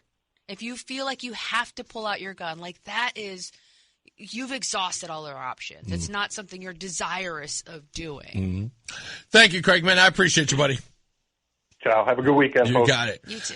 All right. So I just got an alert that James Rutaukski, the Lieutenant James Rutaukski, the Hartford Police Union president, is going to be on the phone with us at 4:35. He just texted me and said that he wants to come on to talk about the events as they have played out so far and anything that he can share with us. So stand by for that interview. I'm sure some news will be made there. So tell your friends, tell everybody to tune in. He said, he's going to call in at about 4:34. I will make sure you forward him the hotline number. Roland, just so you know, I know you'll see his number when he comes in. I'll make sure that he's ready to go. Stand by for that. Also, I want to talk about Ben Proto and what was the other thing? Watermelon. Oh, that's the watermelon thing. You know what? I might as well get it out of the way now because I'm not going to have a chance when we break news. Give us some brevity, sir. Yeah, we have to give some sort of brevity. Let's do this now. Why not? Negro nonsense. How dare you? Negro nonsense. How dare you? Negro nonsense. How dare you? Roseanne, have you ever seen the Palestinian flag? Yes. Do you know what the colors are on the Palestinian flag? Yes. What are the colors, if you can remember? Shut up your face. Come on. Do you know the colors of the Palestinian flag? Red, green, black, and white. Mm-hmm. That is right. Red, green, black, and white. I just put the colors. Okay. Of course you did. At the intersection of Brooklyn Boulevard and North Avenue sits this mural. It's a dark-skinned Palestinian woman holding a slice of watermelon, and the seeds spell Free Palestine. If you don't know what this imagery means to Palestinians and their movement, Dr. Feda Tota with VCU says it goes back to 1967 when Israel occupied the West Bank and Gaza Strip and banned the Palestinian flag. The Palestinian flag has 4 colors: red, white, black, and green, which also happens to be the colors of a slice of a watermelon. So what ends up happening when you ban the flag is that people become creative in finding different ways to express their national identity. Dr. Tota says watermelons continue to appear in artwork and have been recently popularized globally to signify Palestinian solidarity. It's not about the actual watermelon, but the colors. However, the mural is in a historically black neighborhood undergoing gentrification, and the watermelon imagery hits different. That's right. They decided to put a mural of a watermelon, a Palestinian woman, dark-skinned woman, eating watermelon with the words Free Palestine in the seeds. But who painted the mural? A Palestinian woman, I presume. And they decided to put it in an all-black neighborhood with the watermelon. Well, the civil rightsers in the area were none too happy about it. I was taken aback because of the imagery that it represents. So, to me, understanding the history of our people and what happened during the Jim Crow era and how those images were used to demean us and make fun of us and ridicule us and run us out of the business, it really bothered me. During Jim Crow, racist caricatures of black people eating watermelon were used to undermine successful black farmers who grew watermelons to build wealth. The history of the watermelon is a positive thing in the black community, but it was used to denigrate other people. It was a positive thing in the black community. Is it like the N-word? With the A? That's what I was thinking sorry. when he said it. I first watched this and I went, is he saying it's like the N-word? Like watermelon only we can say it's yummy. You can't call it delicious. That's our watermelon. I'm just saying. So far, the mural's artist hasn't commented. The building's owner, Teresa Sharp, didn't want to go on camera, but told me she wanted to hold space for Palestinians and raise awareness for their cause. Sharp and the group are now considering a town hall to get the community's input before moving forward. Yep, there you go. Where was the fried chicken, though? That does not, it's not the same thing. Palestinians don't eat chicken? Brown. It's got to be goat. No. Brown is not in the Palestinian flag. They don't eat goat. Brown is not in the Palestinian flag. You think you're funny, right? You're not funny. I had you laughing. Yes. You're so bad. You're just absolutely bad. Anyway, as I said, Lieutenant James Rutaukski, the president of the Hartford Police Union, is going to call us in the next half hour, next break. So he will be here to tell us exactly what he makes of any news that is broken in the firing of Officer Joe Magnano. We will get to the bottom of that. Also, I'm asking the question to Ben Proto. And this is an important question, folks. Ben Proto is, in essence, the liaison for the Republican Party in Connecticut to Washington. In essence, if Washington wishes to do business or to do outreach to our state, a Republican would come to, right? I mean, the Republican administration would reach out to Ben Proto. But from what we know, there have been several cases of outreach by the Trump administration to do events here in Connecticut. McKinley Elementary School in Fairfield. Thomaston High School. That's in Thomaston. Murphy High School, which is in, that's Mobile, Alabama, but that's nonetheless, that's just separate. I'm just saying. That's where the watermelon grows. All right, well, enough with you. But in both of the incidents here in Connecticut, in Fairfield Public Schools and in Thomaston School District, Linda McMahon has been rebuffed. She's been ignored. But Linda McMahon still has a message to bring to families here, even though she's being ignored every time she comes up here.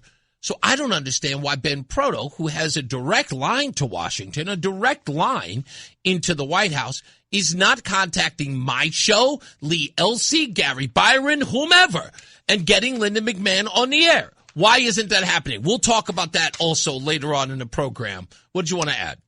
They really should be calling Reese on the radio. It's 860-522-WTIC. If you really want the Republican connection here in Connecticut, you need to be calling Reese on the radio. That's what I would say. I mean, apparently who needs the middleman when you got the guy who can actually make stuff happen? That other guy, get him out of here.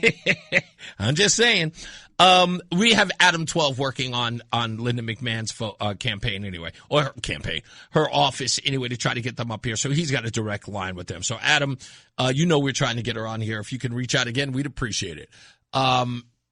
Like I said, Lieutenant James Rutaukski is going to be on the program just after the news, and he will break down what we know, some inside track into the firing of Officer Joe Magnano, and what took place and exactly what can be done, if anything, and how we got here. We'll have the answer to all of those, hopefully, from James when he calls in.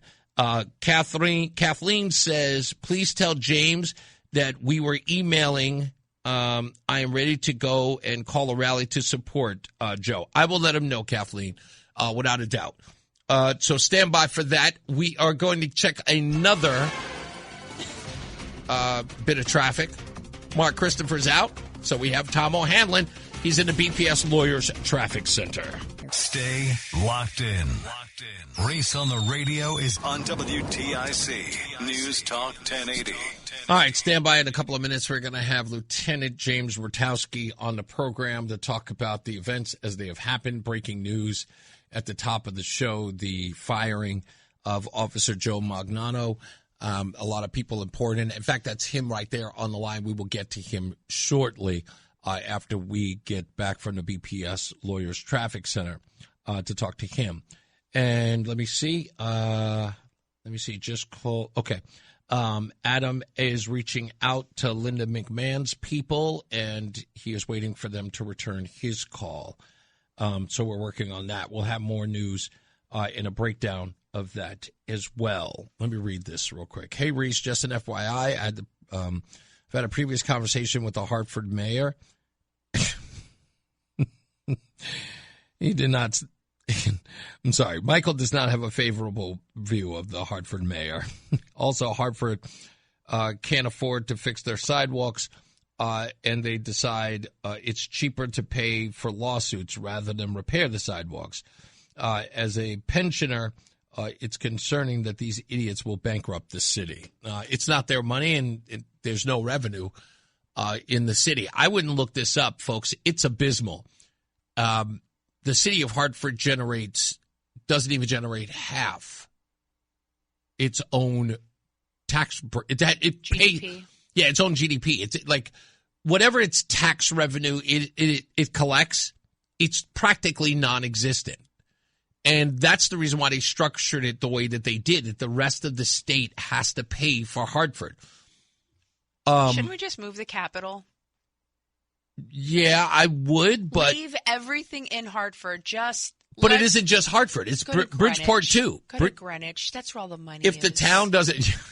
doesn't matter. Your tax dollars are funding Hartford anyway. I'm just saying. But, yeah, it's a mess. But anyway, we'll talk to James Rutaukski in a second. We'll get to the BPS Traffic Center in due course. Also, I'm reading all of your comments there. I promise I will go through them. Plus, I see the phone lines are lit up. Please be patient. I will get to them immediately after my conversation with Lieutenant Rutaukski. And, I'm not doing anything. Yeah, Roseanne, what are you, not doing anything? I'm not doing anything. I'm just sitting here waiting. Well, find out more pictures if you can get any on that wreck with Tiger Woods. There aren't any. I've been looking. That's okay. It'll come soon. The police. Some TMZ video. You know, that would. Yeah, be they definitely. Yeah. Vultures. They are. All right. Let's get another check of weather and traffic. Tom O'Hanlon, he's in for Mark Christopher. He's at a BPS Lawyers Traffic Center. It's Reese on the radio on NewsTalk 1080 WTIC. All right, we're back. Reese on the radio, Roseanne on the radio is here. Let's get straight to it. On the line with us, as promised, is Lieutenant James Rutaukski, the president of the Hartford Police Force. How you doing, buddy? Outstanding, Reese. How are you and Roseanne? Awesome. I don't know, man. I'm feeling for you. So, pardon me if I'm a little concerned. Because I'm wondering how you're dealing with this. This is one of your guys who's dealing with this, and you are obviously thrusted into the forefront as the union president. So can you give us some insight? Because from what we learned, the mayor does not have the unilateral authority to fire Officer Magnano.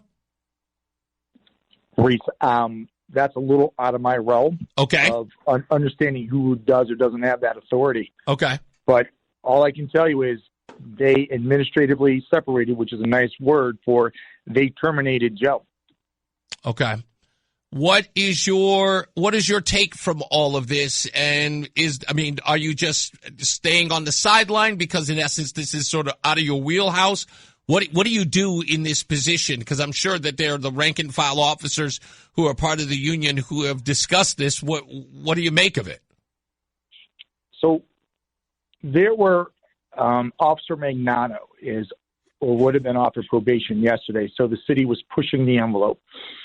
The chief was attempting to get his probation extended, and the city was putting down absolutely ridiculous terms for a probation extension. And last night they cut off conversations with the chief and said, nope, you're no longer part of this.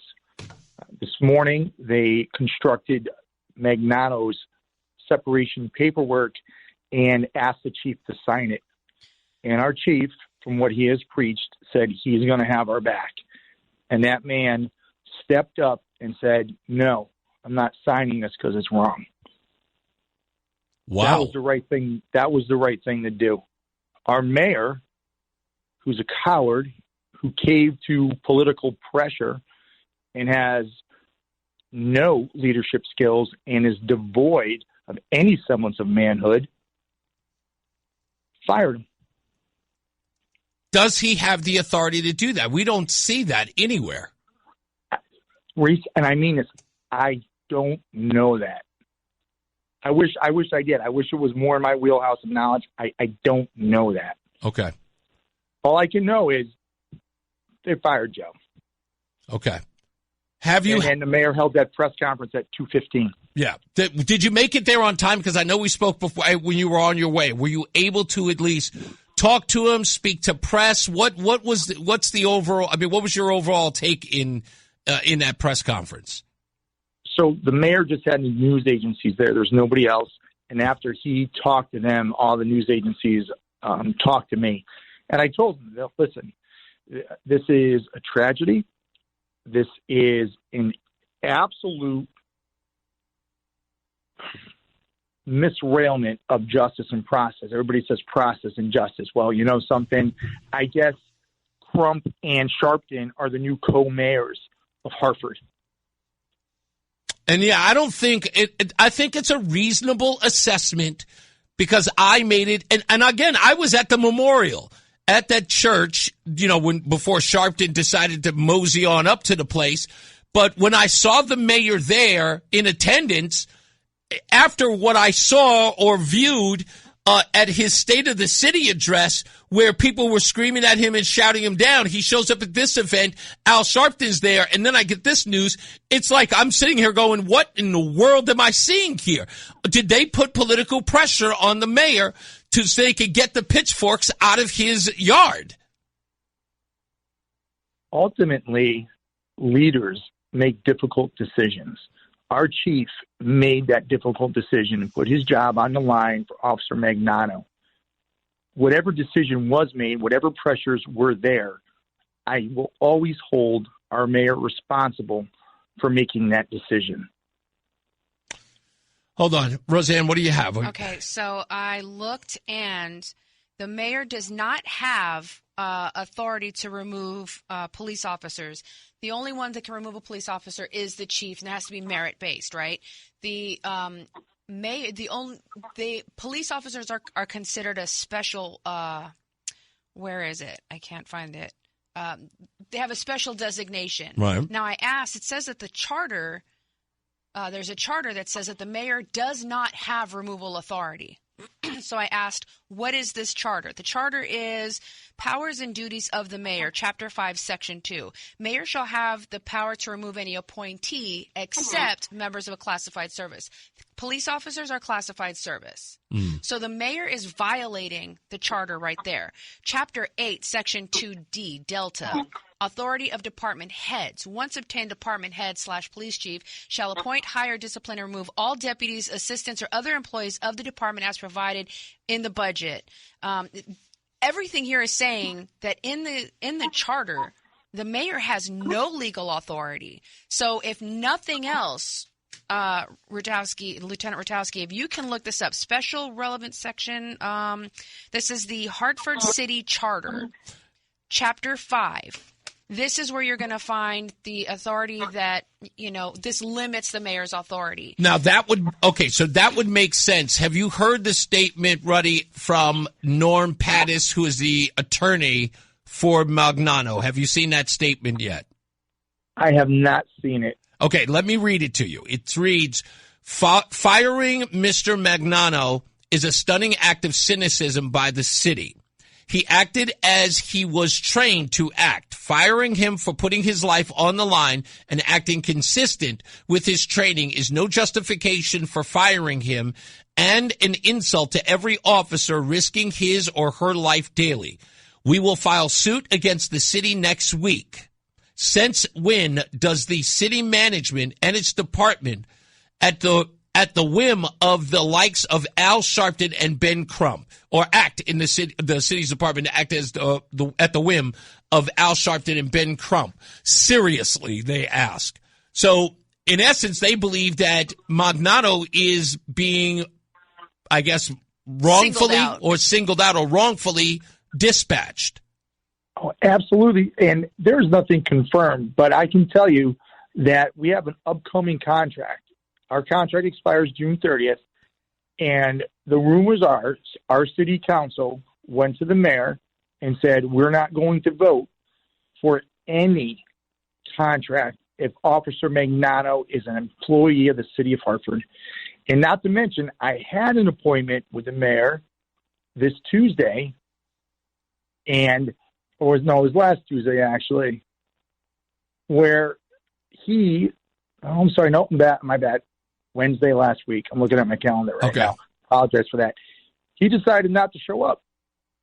So why is the mayor not showing up? So, he was supposed to bring James Wolfe. I had my vice president informal negotiations, the contract of what's upcoming. Mayor closed the door and then said, "Oh, my secretary didn't put it on my calendar." Really?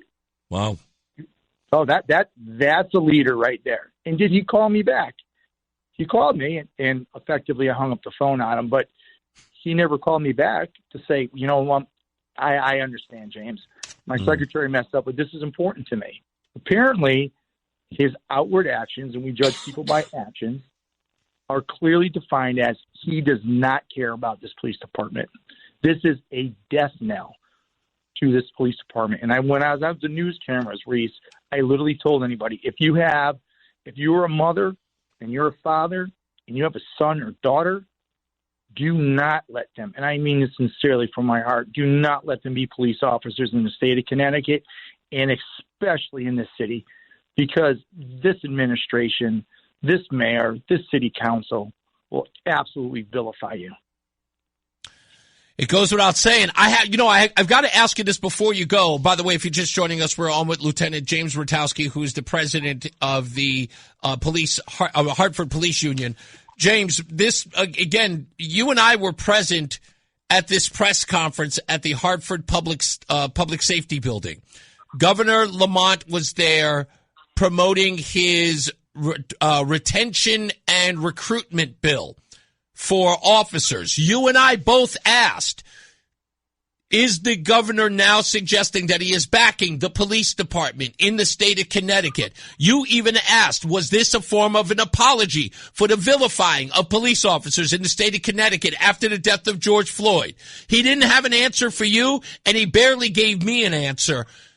I'm just wondering, to you and to the rank and file, is this just another, I would say, another sort of slap in the face to the men and women of law enforcement in this state?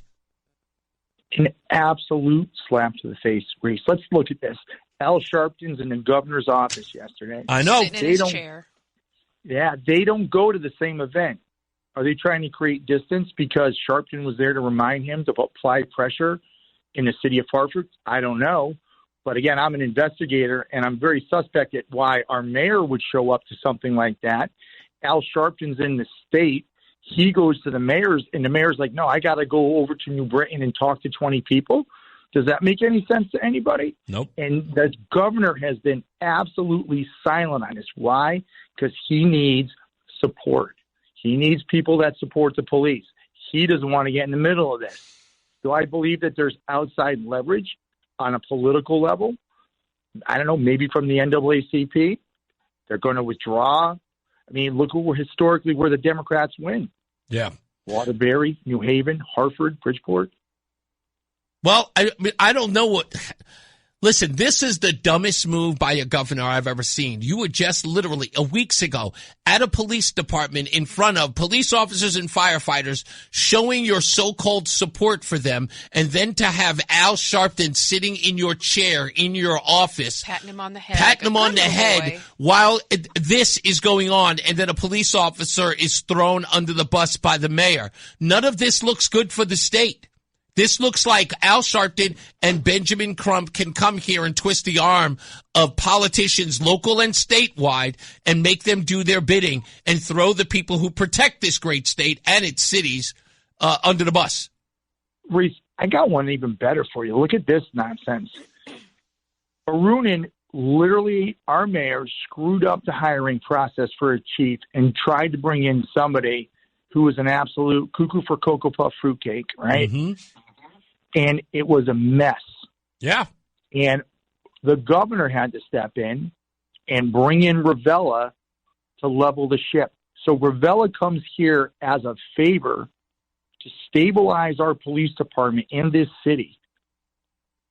Yeah. And then you want to vilify that man when he stood up for the officer and said, don't do this, it's the wrong thing to do. We can see where Arunin's decision making is. He can't make a good decision. Yeah, And this doesn't look good. This is another decision that you look at and go, he doesn't get it. Yeah, without a doubt. All right, Ruddy, thank you so much, man. I appreciate you giving us the exclusive and letting us know. Whatever details you have, please let us know. Kathleen Walsh is on the job. She is trying to get as much support out there for Officer Magnello. What can we do if there's anything? How do they reach out to him? Have they put up a GoFundMe or anything like that? If people are interested in giving them a help out, do you have anything on that yet? First and foremost, I'd like to say thank you to the Encyclopedia Roseanne for all that wonderful knowledge on the city charter. Thank you. And I'm glad the chicken soup worked. You sound much better. Thank you. And Reese, as soon as we get things lined up, I will let you know so you can put it out. Okay. HartfordCT.gov. That's the website to find the charter. Thank you again. That's for you. Absolutely. Yeah. All right. Ruddy, thank you, man. And like I said, let me know. I'll let the audience know. And Godspeed. If you get a chance to talk to the officer, please send them our best. Send the audience. Send my entire audience's best to him. Tell him that we're rallying around him, and we will help when we can. Absolutely, Reese. Thank you again. I appreciate your time. You got it, boss. James Rutaukski, Lieutenant Rutaukski of the Hartford Police Department or the Hartford Police Union. Yeah, I knew that there had to be more to it. Like, the mayor can't just unilaterally decide. I mean, at what point do we, like, does he walk into a McDonald's? You're fired. You know what I mean? Like, where do we draw the line? So there had to be some limitations on powers, and it's laid out in a charter for a reason. Yeah. There may be an arbitration. I believe that Adam here is right. He goes, I wouldn't do arbitration. I would go full lawsuit. Yeah, me too. Absolutely. Arbitration is just a waiving of your own rights. Well, say no to everything, deny everything, and go straight to lawsuit. Well, the way that they're threatening this by saying that there's not going to be any negotiation until he gets his job back. They want to hold the state hostage, just like Democrats are doing to the country. But the interesting part about that is that imagine you have these two guys walk into town, Al Sharpton and Ben Crump, and they walk in and just tell the state how they're going to conduct business. And this is like this puts so much stuff in question. As a police officer, when you are caught in a situation, what are you going to do when you know? You have to stop and call Al Sharpton first. You got to check the www.whatwouldalsharpton.do website. I'm looking at this and I'm going, if I'm a police, this is the Ferguson effect. You know it is. Yeah, that's why remember when we went to dinner and I was like, why would anybody want to be a police officer right now? Like, there's no reason. Connecticut is a defund the police state. Just imagine, I'm not planting any bugs or making any suggestions, wink, wink, hint, hint. Imagine if, like, 3 days in a row, every single Hartford police officer called in sick. Yeah, exactly. Let the criminals run, see what happens. Exactly. Let's take a break. Let's get weather and traffic. Tom O'Hanlon, he's in for Mark Christopher. He's in the BPS Lawyers Traffic Center. The hour that packs a punch. It's Reese on the radio on WTIC News Talk 1080. All right, it's Reese on the radio. Roseanne on the radio is here. We have a way that we do things, so we stick to what we do, all right? We got to finish this up first, and then I got a surprise for you. News. Jessie J, the pop artist, turns 38 today. Fergie, yes, Black Eyed Peas, and she had her own solo career. Turns 51. Mariah Carey, God bless her. I still have a crush on her. She turns 56 today. Tony Banks of Genesis, the drummer, keyboardist, turns 76. Also in the news, Elvis Presley's Burning Love, that peaked at number 2 54 years ago, and the Supremes' Stop in the Name of Love hit number 1 on the Billboard Hot 100s back in 1965. ACD's Dirty Deeds Done Dirt Cheap was released in 1981. All right, I got that out of the way. Stand by, folks. When we return, another exclusive interview with none other than Norm Pattis, the attorney for Officer Magnano, is on the line. We're going to talk to him just after we get back from Weather and Traffic with Tom O'Hanlon in the BPS Lawyers Traffic Center. So stand by for that. We're going to get more details on exactly what they are planning to do to fight back against Mayor Arunin in the city of Hartford and their outrage at what took place within just the last, 3-4 hours as it pertains to the case of the shooting of Stephen Jones. So we'll have those details for you. So stand by. Again, Norm Pattis, the attorney for Officer Joe Magnano, is here on the line. We're going to talk to him briefly to find out what the details are, at least in their case, in the way that they see it when we return. Tell your friends, tell everybody. Here's Tom O'Hanlon in for Mark Christopher in the BPS Lawyers Traffic Center. It's Reese on the radio on News Talk 1080 WTIC. All right, we're back, and let's get to it. On the line now is the attorney for police officer Joe Magnano. It is Norm Pattis on the line. Hello, Norm. How are you? I'm well. How are you? Thanks for having me. My pleasure, and thank you for calling up. So we read your statement earlier. If you want to reiterate that statement, you absolutely can. But explain to me your case as you see it, as all of this has been playing out for weeks. So police officers have a monopoly on the legitimate use of force. That's what makes them police officers, and they're trained to do it. And they're trained about when to use levels of force, including deadly force. Mm-hmm. And every police officer in the state is trained that when a knife-wielding man approaches you, you have a right to use deadly force if he's within 23 feet of you, because he can close that distance in an instant. Mm-hmm. And if I used to try wrongful death cases against cops, and I was once a wiseacre in a courtroom and said to an expert, "Oh, yeah, that fast, huh? Come on out and show me." So he got out of the witness box and came charging across the well of the court and scared the life of me. I held the door to the well open and said, "You can keep going." But he proved his point, and that is, in the tense, evolving, uncertain circumstances that officers find themselves in, a person who approaches them with a knife takes their life into their own hands. Now, I don't want to take anything away from the decedent here. Obviously, if there were mental health issues, perhaps the police can be better trained to deal maybe they can't. But from the video I've seen, the officer did exactly as he was trained to do.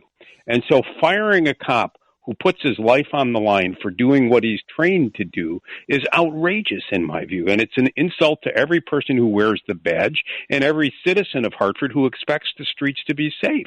And so, I think what happened here is Officer Magnano was a new officer, and he was going to end his 1-year probation, I think, at midnight tonight or midnight tomorrow. And so, the chief, I think, wanted to get rid of him before he had union rights, so that it would be easier to fire him. I don't think the chief did. You mean the mayor?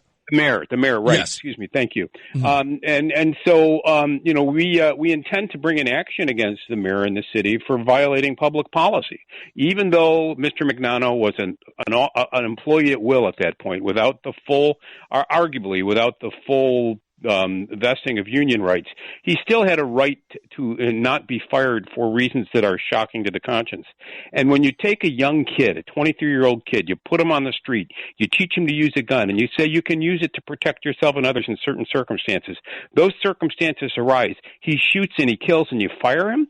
That's repulsive. Shame on the mayor. He should be run out of town on a rail. Yeah. Or better yet, he should, who in the city of Hartford is going to call Ben Crump and Al Sharpton when there's a knife-wielding person on the street? Nobody in their right mind. So we think it's a shameful act by the city. We intend to file suit on Monday or Tuesday. Mm-hmm. I was on the phone with the union when your office called about potentially doing an interview. They also have some claims they want to raise. Right. So we will coordinate that and we'll go on the attack next week. What we're defending is the right of police officers to defend themselves and others from knife-wielding lunatics. And in other words, do their job. Yeah, absolutely. On the phone with Norm Pattis, who is now the attorney for Joe Magnano. Let me ask you this, because there was something interesting that you said in all of this, that you are going to be suing the mayor's office in this. And I need to ask this because I'm going to put in my law and order hat. Are you going to be asking, if not, subpoenaing subpoenaing the records, if any, emails, telephone exchanges with Benjamin Crump and Al Sharpton to find out if indeed the mayor was put under pressure by either of those gentlemen? It's a great idea. I hadn't got that far. We'll file the writ and they'll file a motion to dismiss and we'll have to fight. But I don't think there's any question that they put pressure on him. Did you pick up the papers yesterday and look them on the news? I mean, if Ben Crump got off his fat posterior in his private jet and put a badge and a gun on and walked the street, then I'd listen to him talk about what good policing is. But for these people to just come waltzing into town, demanding quote unquote justice, they don't know what they're talking about. And if the mayor listened to them, then the mayor should get a job working for them. But he shouldn't be working for the city of Hartford. Did you find it odd, as I did? I was at the memorial waiting for Al Sharpton's motorcade, weirdly enough, of police officers to show up at the memorial, which he was late for. Hartford police officers? Yeah, I guess they were. But police officers giving him a police escort, like a president, I might add, a presidential candidate, when he arrived late. But the thing that I thought, that I'm sitting there waiting for him to show up, and I look in the crowd, and there's the mayor sitting in with the crowd. And I asked him, I even have him on tape, can you tell me why you're here? He's like, well, I'm here to support the family. And I wanted to press him, but of course you can't in those situations. But don't you find that odd that a day after he shows up at that memorial, he's now calling for the firing of this officer? It looks bad. For me, I've been aware of the Magnano situation for several days now. I've been in touch with him. I knew the hope was that he'd be able to get to vest in the contract this week. So for me, really what drives this is the mayor trying to get out quick. Whether he did it, to kiss the hem of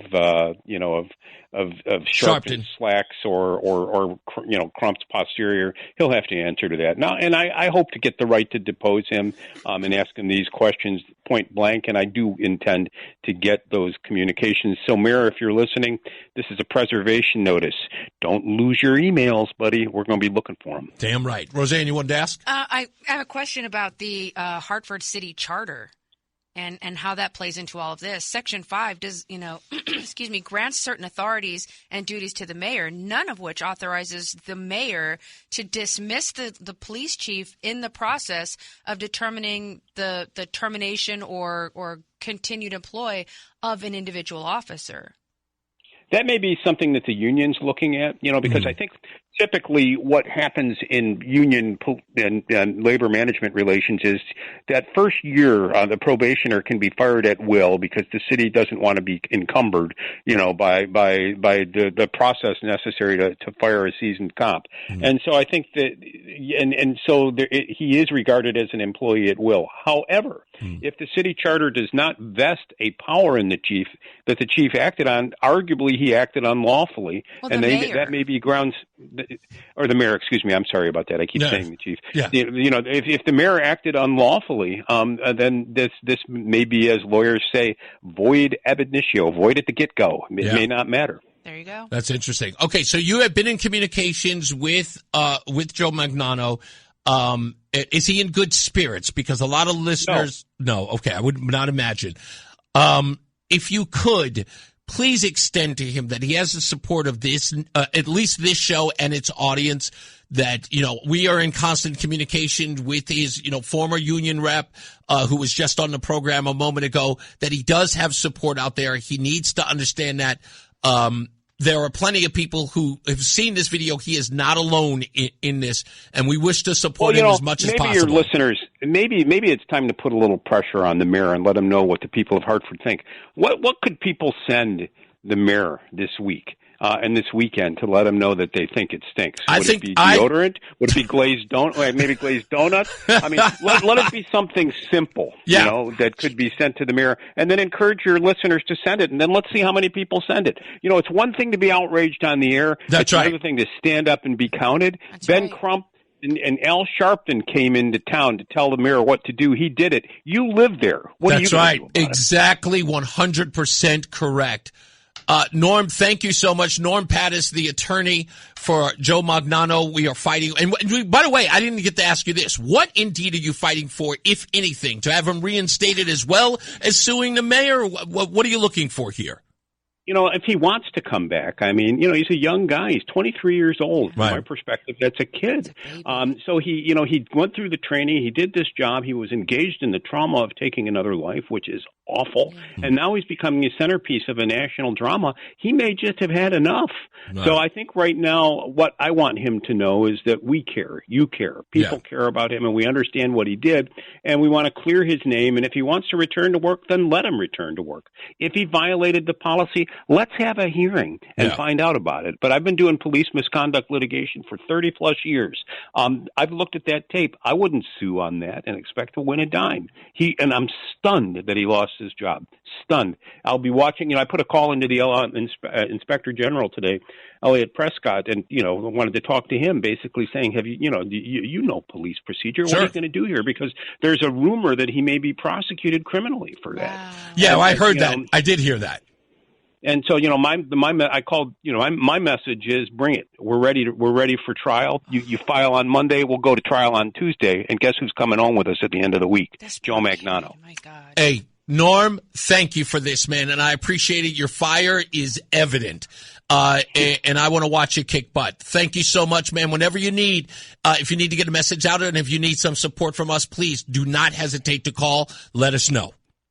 Will do. Thanks for having me. You got Be well, it. guys. Enjoy the weekend. Thank you, man. You too. Norm Pattis, folks. We appreciate him coming on, and I want to poor kid. I want to thank, of course, my good friend Adam 12 for making it happen. That boy's as usual. Is he the man? That boy's on fire. He told me, he's like, I got him on the line. I'm like, okay. What were you doing at 23? Oh, 23. I know you're a little shy to talk about, but I mean, mentally. Where were you mentally at 23? I was still walking around with my 1-year-old baby boy trying to figure it all out. Giuliani had just gotten office in New York, and What was your mindset like, though? Were you making massive thoughts? Were you having complex thought processes? And, were you under intense pressure to ensure the safety of the others around you? And, you know what I mean? Like, people don't appreciate, and this is the thing, too, about our military. These kids go in at 18, sometimes 17, 18, 19 years old. You train them up. And just like was said earlier, you can't train for every scenario, but you do the best you can. Yeah. And then you send these people out into the world.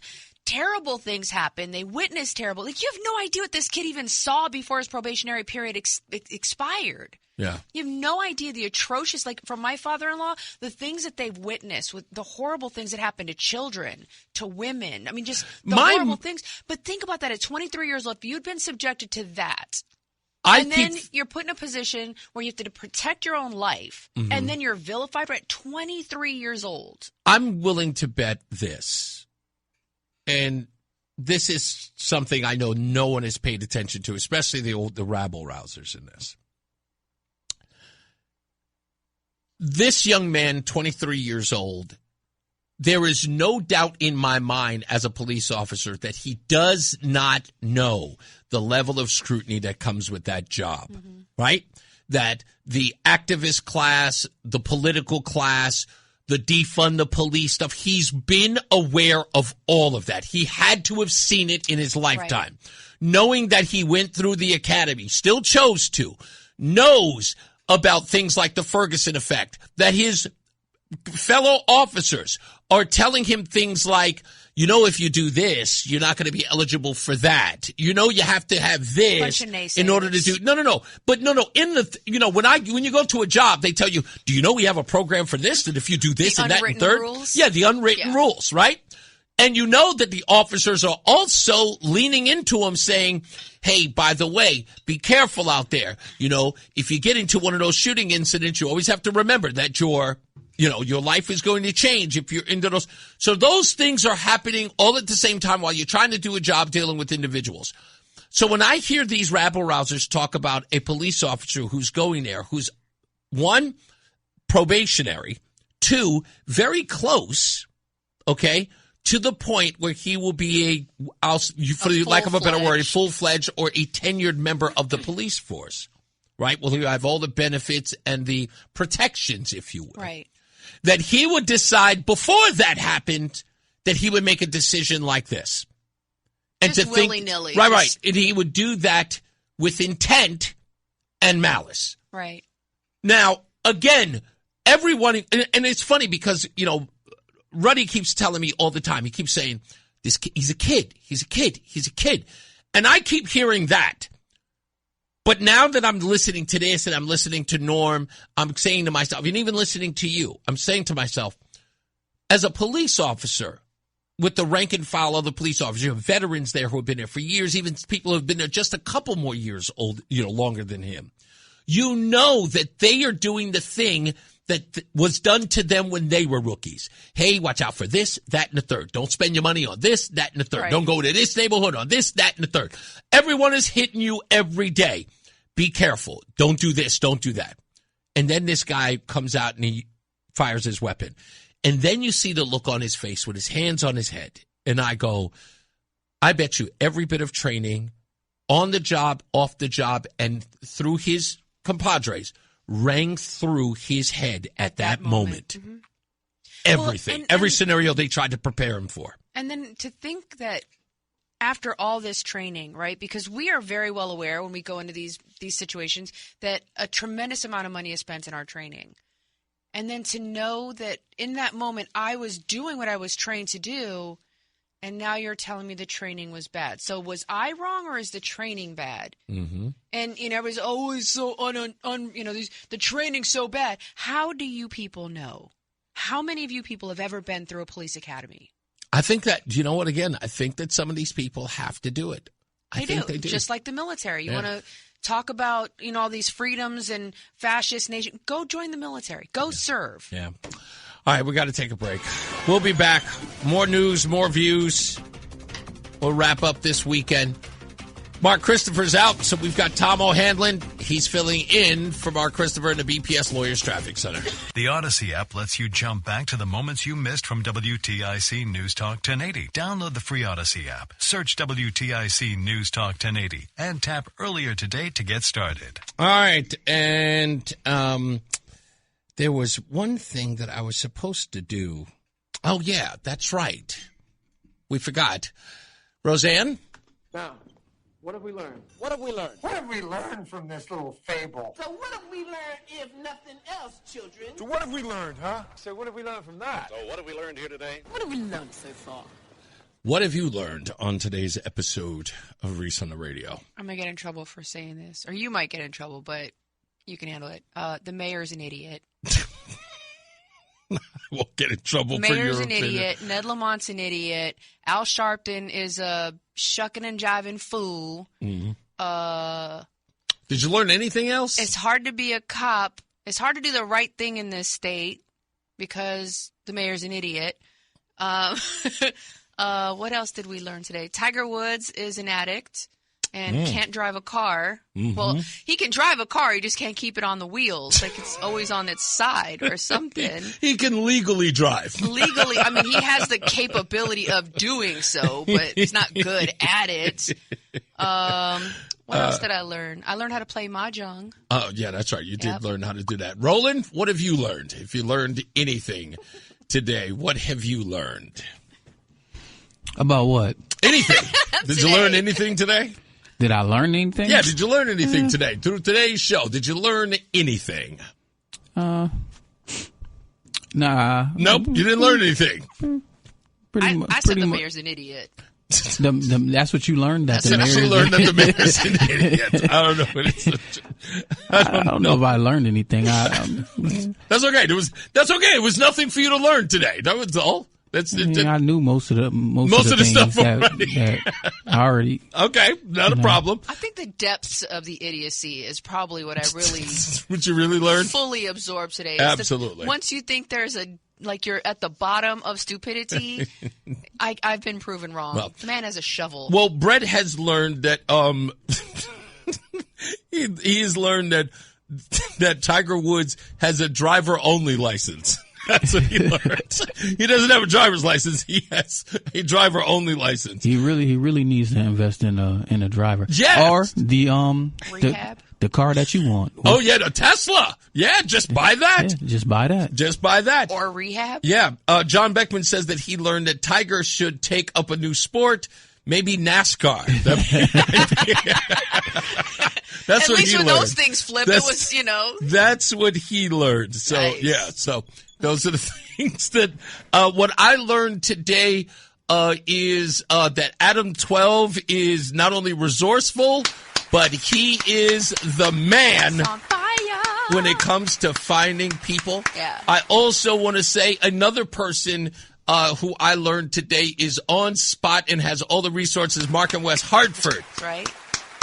who had a lot of inside information today. I learned that those two gentlemen are absolutely resourceful and undeniably tenacious, and probably two of the best assets of the Reese on the Radio program, without a doubt. So I appreciate them. That's what I learned today. We'll get to praise the Lord. Yeah, traffic and weather with Tom O'Hanlon, who's in for Mark Christopher in the BPS Lawyers Traffic Center. Tell us what you learned. What's up, everybody? You know who it is. You know who it is. You know who it is. It's Reese on the Radio. Frederick Douglass of the 21st century. It's WTIC News Talk 1080. So, of course, Roseanne is here, and she said that what she learned today was that the mayor is an idiot in our new segment called What Have You Learned? Now, what have we learned? What have we learned? What have we learned from this little fable? So what have we learned if nothing else, children? So what have we learned, huh? So what have we learned from that? So what have we learned here today? What have we learned so far? We learned that James, an idiot. That the mayor is an idiot, Roseanne said, to which James Rutaukski at City Hall said this to WFSB and others. He couldn't believe it. Our mayor caved to political pressure. He is a coward. He is devoid of any semblance of leadership or manhood. There are dark times coming. The mayor's an idiot and not a police officer. You are so happy to know that. I love it. James Rutaukski, president of the Hartford Police Union, shares your sentiment that he's an idiot. We go to the phones, 860-522-WTIC. What's up, Mark? Hello. Greetings to all the men and women listeners out there. This is Mark from Windsor. Hey, man. Mark from Windsor. Yeah, Arunan, he's a horrible person, and I saw that. I learned that when during the mayoral race, and you know, because he blew off a lot of the meetings with different civic organizations where he should have been. Wow. But past that, Hartford has a lot of political apathy, in that it has about 120,000 residents, and only for a mayoral race, only about between 5,000 and 6,000 people vote. That's right. Ballots are cast. He's right. He's right. Oh my God, that's how this thing got in office? Yes, and with that, so you had 3 Democrats, and you had 3 Democrats, and so those ballots that were cast, and a bunch of them were absentee ballots. So that, you look at that, and you still haven't resolved the issue with the fraudulent absentee ballots in Connecticut. Absolutely. It's a very, you brought out something very easily manipulated. That's the whole point. So Arunan gets in with less than I would say between about 1,500 to maybe 1,800 votes. Yep. That is who he is appeasing. You see, and it's sad. Yeah, it's really sad. But those are the few people he's appeasing, and unfortunately, he is a useful idiot that is trumpeting. There's a movement across the United States to destabilize this country, and one of the ways you're doing that is with destabilizing law enforcement. And you saw that when he spoke out against ICE, and he tried to get that small incident there in the back of City Hall. He tried to get that, make that more than what it was. He didn't even remember it when I mentioned it. He didn't even remember it. Yeah, and here it's sad that he rushed to terminate this guy, and he'll get his job back. And I hope that he takes the job back, and then decides whether or not he wants to stay. But he'll get his job back in about 2 years, maybe 3. It's sad what Arunan is doing. Yeah, he does not belong there. And if you look at, I'm really disappointed with the presence of Alden and Ben Crump. What they're doing is they're stacking the deck. they're trying to get the emotions, keep the emotions up for the people that feel disenfranchised. Yep. And they're trying to stack the deck in the civil suit. Yeah, That's exactly. That's it. That's. But I hope, you know what? pressing stuff on. I'm going to say that if indeed if the winds of this thing start switching towards Roonin, they're going to file this lawsuit as early as Monday. If that's the case, that's where the political winds are going to be. Right there with Joe Magnano, that's where the focus is going to be, and Al Sharpton will be an afterthought, without a doubt. Thank you, Mark. Well, with him firing, what he's doing is, he's stacking the deck for the civil suit. So that Ben can sit there and say, see, the man was fired. The city of Hartford fired him. Yeah. No, the city of Hartford did not fire him. Yeah. Roonin, jumped on the on the bandwagon. Yep. And helped to stack the deck. Indeed. 100%. Thank you, Really boss. stacked. Have a great one. Thank you, man. Let's go to Henceforth, he'll be called Little Drummer Boy. Gary is in Southington. Hey, Gary. Guys, good to meet you guys the other day. Thank you, man. Hey, Gary. I met you. I met you before. But, hey, I want to say a couple of things. One is about the Al Sharpton fiasco. And Roseanne, did you ask earlier about the colors of the Palestinian flag? No, Reese No, was I asking. had asked about the colors of the Palestinian flag. Yeah, are you aware that this was pointed out to me right after October 8th when the slaughter of Israelis? It's it's unbelievable. It's in Revelation chapter 6. Mm-hmm. Every color of their flag is totally evil. Represents And a if you different member of the four horsemen of the apocalypse. Each color. Yeah, so green is really bad. I'm not really a fan of the color green, as Roseanne will attest. That is true. Death. It represents death. I always say that. Well, real quick, Gary, tell me what do you got real quick, because I want to throw everybody in before we get out of here.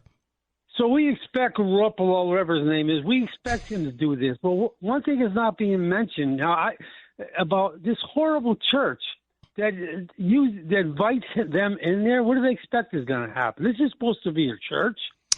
Yeah. Al Sharpton. I know about that church. I've been in there. All you hear is nothing about racism coming out of that pastor. They're behind this. I know. Look, there's a reason why all of this played a role in it. It's run of the mill race baiting nonsense. But like I said, as soon as I saw the mayor there, and then I saw this afternoon, I knew the jig was up when he was there. I'm like, that's interesting. And I said to all the reporters there, I said, the mayor's here, which stunned me that not one reporter came out of where they were stationed and walked up and met the mayor and said, hey, what are you doing here? They just sat there and I just allowed him to sit there. I'm like, no, I got out of the gaggle and walked over to the mayor and got audio. Because I'm like, what are you doing here? And I'm like, of course, I'm supporting the family. Did you interview the pastor at all? No, I don't even know who the pastor was. I went there trying to find, Shifty Al was who I was looking for. Let me grab the rest of these guys, Gary. Thank you, man. Let's go to, who's that? Bill is in Rocky Hill. What's up, Bill? Coach. Bill? Hi, Bill. Okay, that's okay. Bill may have not been by the phone. Tom is in Thomaston. Hello, Tom. Hey, I'll try to go real quick. Okay. Boy, what a conundrum for that watermelon thing. That's a really conundrum. Whenever I hear the mayor's name, I can't help but think of Willy Wonka and the Chocolate Factory. I don't know why. Okay. It's just my head just runs to that with the Oompa Loompa Loompa Loop. Okay, I can see that. Yeah. Man, WTIC newsman, come on. Dr. Henry Lee was a bought and paid for scum. See, Roland? I didn't know who this dude was. This dude was. Yeah. And now, look, in his early days, he was so... Darn it, Tom. Show after him. I'm sorry. Wait. Hold on. You got cut off because for some reason your phone went wonky on me. You said back in the days he was a TV show actor, or they made a TV show based on him? Quincy. The Quincy show. Oh, I thought so. I knew it. I knew he was based on Quincy. That was the first thing that ran through my mind was, I said, isn't this the guy that Quincy's based off of? Yeah. but it had to be a white guy was the lead. That's right. And they made, hold on. Wait. Before you go anywhere, Tom, wait a minute, because what Tom's saying is obviously true. People don't know this unless you watch the TV show Quincy. Roseanne, I'm going to ask Tom a very obvious question since he watched Quincy. Watch this. Hey, Tom, Quincy's sidekick, what race was he?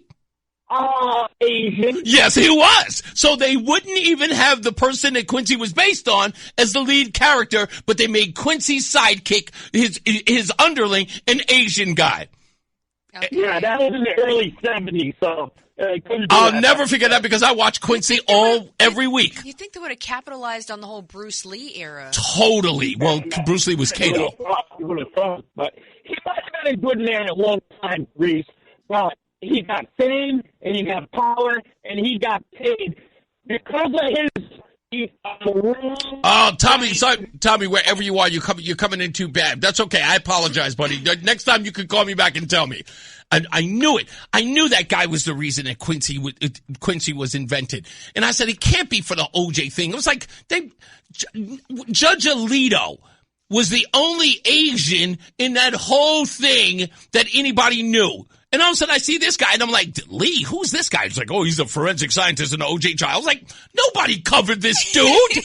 Like, nobody cares who it is. And then Roland says, well, they put a wing inside of the cops. Like, so nobody cares about this guy. He was a nobody. You know what?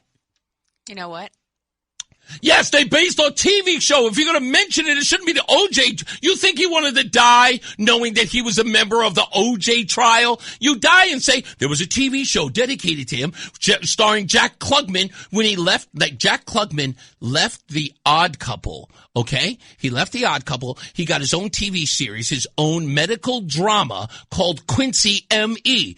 And that TV show was the bomb. I'm telling you, I watched that every week. Can I tell you something? Yes. I still don't care. So you should love this guy. You talking about he loved his show? I love based off of his life. No, I love Quincy. That's because I like Jack Klugman. But Quincy was a great one. It was like Matlock with medical stuff. But I thought you didn't watch Matlock. No. I know what Matlock is. Doesn't mean that I watched Matlock. Okay? You should have.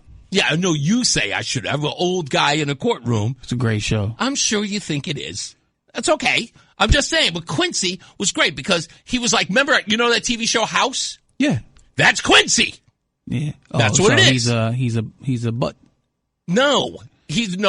Quincy was a good guy, but he's like House in the sense of Quincy. What his whole role was to figure out strange and weird murders and deaths and how people died. House never did murders. House dealt with. He was trying to save people's lives. Weird, obscure diseases. Yes, exactly. Like Watson is now. Like Watson is exactly. I don't know what any of these things are. I'm too busy watching like ancient history documentaries and like Nat Geo. Yeah, I watch a lot of that too, but I also watch the new stuff as well. Modern Family. Well, you know what I learned today? I'll tell you what I learned today. What have we learned? I learned that both of you are boring. Yeah. You picked us. I'm just saying. Guess what? Yes. I'm just saying. To be great is to be boring.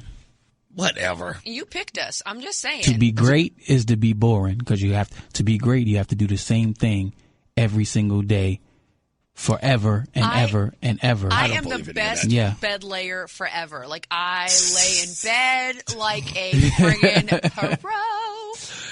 I'm done Skippy. With you. I'm going to take Brian before we get out of here in Bristol. What's up, Brian? Hey, Reese, on the subject of what I learned today, you're always saying do the research, so I went off and read the SAVE Act as it was passed through the House. Yes. And Chuck Shoemaker and his cohort are either liars or they didn't read what the hell went through the House or they're parroting something they were told because they didn't read it. Yeah. But so as I looked at it, it gives all the requirements for the IDs and all, and it says, okay, a normal license isn't good. You need the real ID. Okay, that's great. Gives all the other stuff.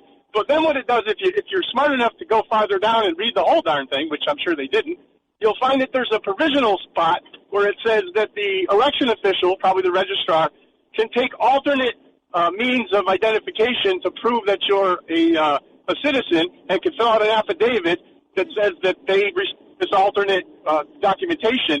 So this is a bunch of nonsense to say that, oh, well, you need this document and it precludes people. And I'm offended maybe on your behalf that they say black people can't get it. I mean, I'm offended on your That's ridiculous. I have friends that are black and Asian and different religions, and none of them, they're like, what the hell are they talking about? I can get an ID. I mean, what kind of idiot thinks that just because I'm of my skin color or my ethnicity. Right. I know people in trailer parks with IDs. Brian, I got to let you go with that, but thank you. Yeah. That was perfect. Thank you, buddy. Have a great weekend. Right, you got it. As I always say, radio is free, so we thank you for paying attention. Remember to keep JC in your hearts and in your minds. Sean Patrick, we love you and we miss you. Remember that panic is not planning, so plan your work and work your plan. Me, I'm Reese on the radio. She is Roseanne on the radio. Say goodnight, Roseanne. Good night, Roseanne. We will see you back here on Monday. Have a good night, a pleasant weekend, and we'll see you then. Holla, holla. Mark Christopher's out.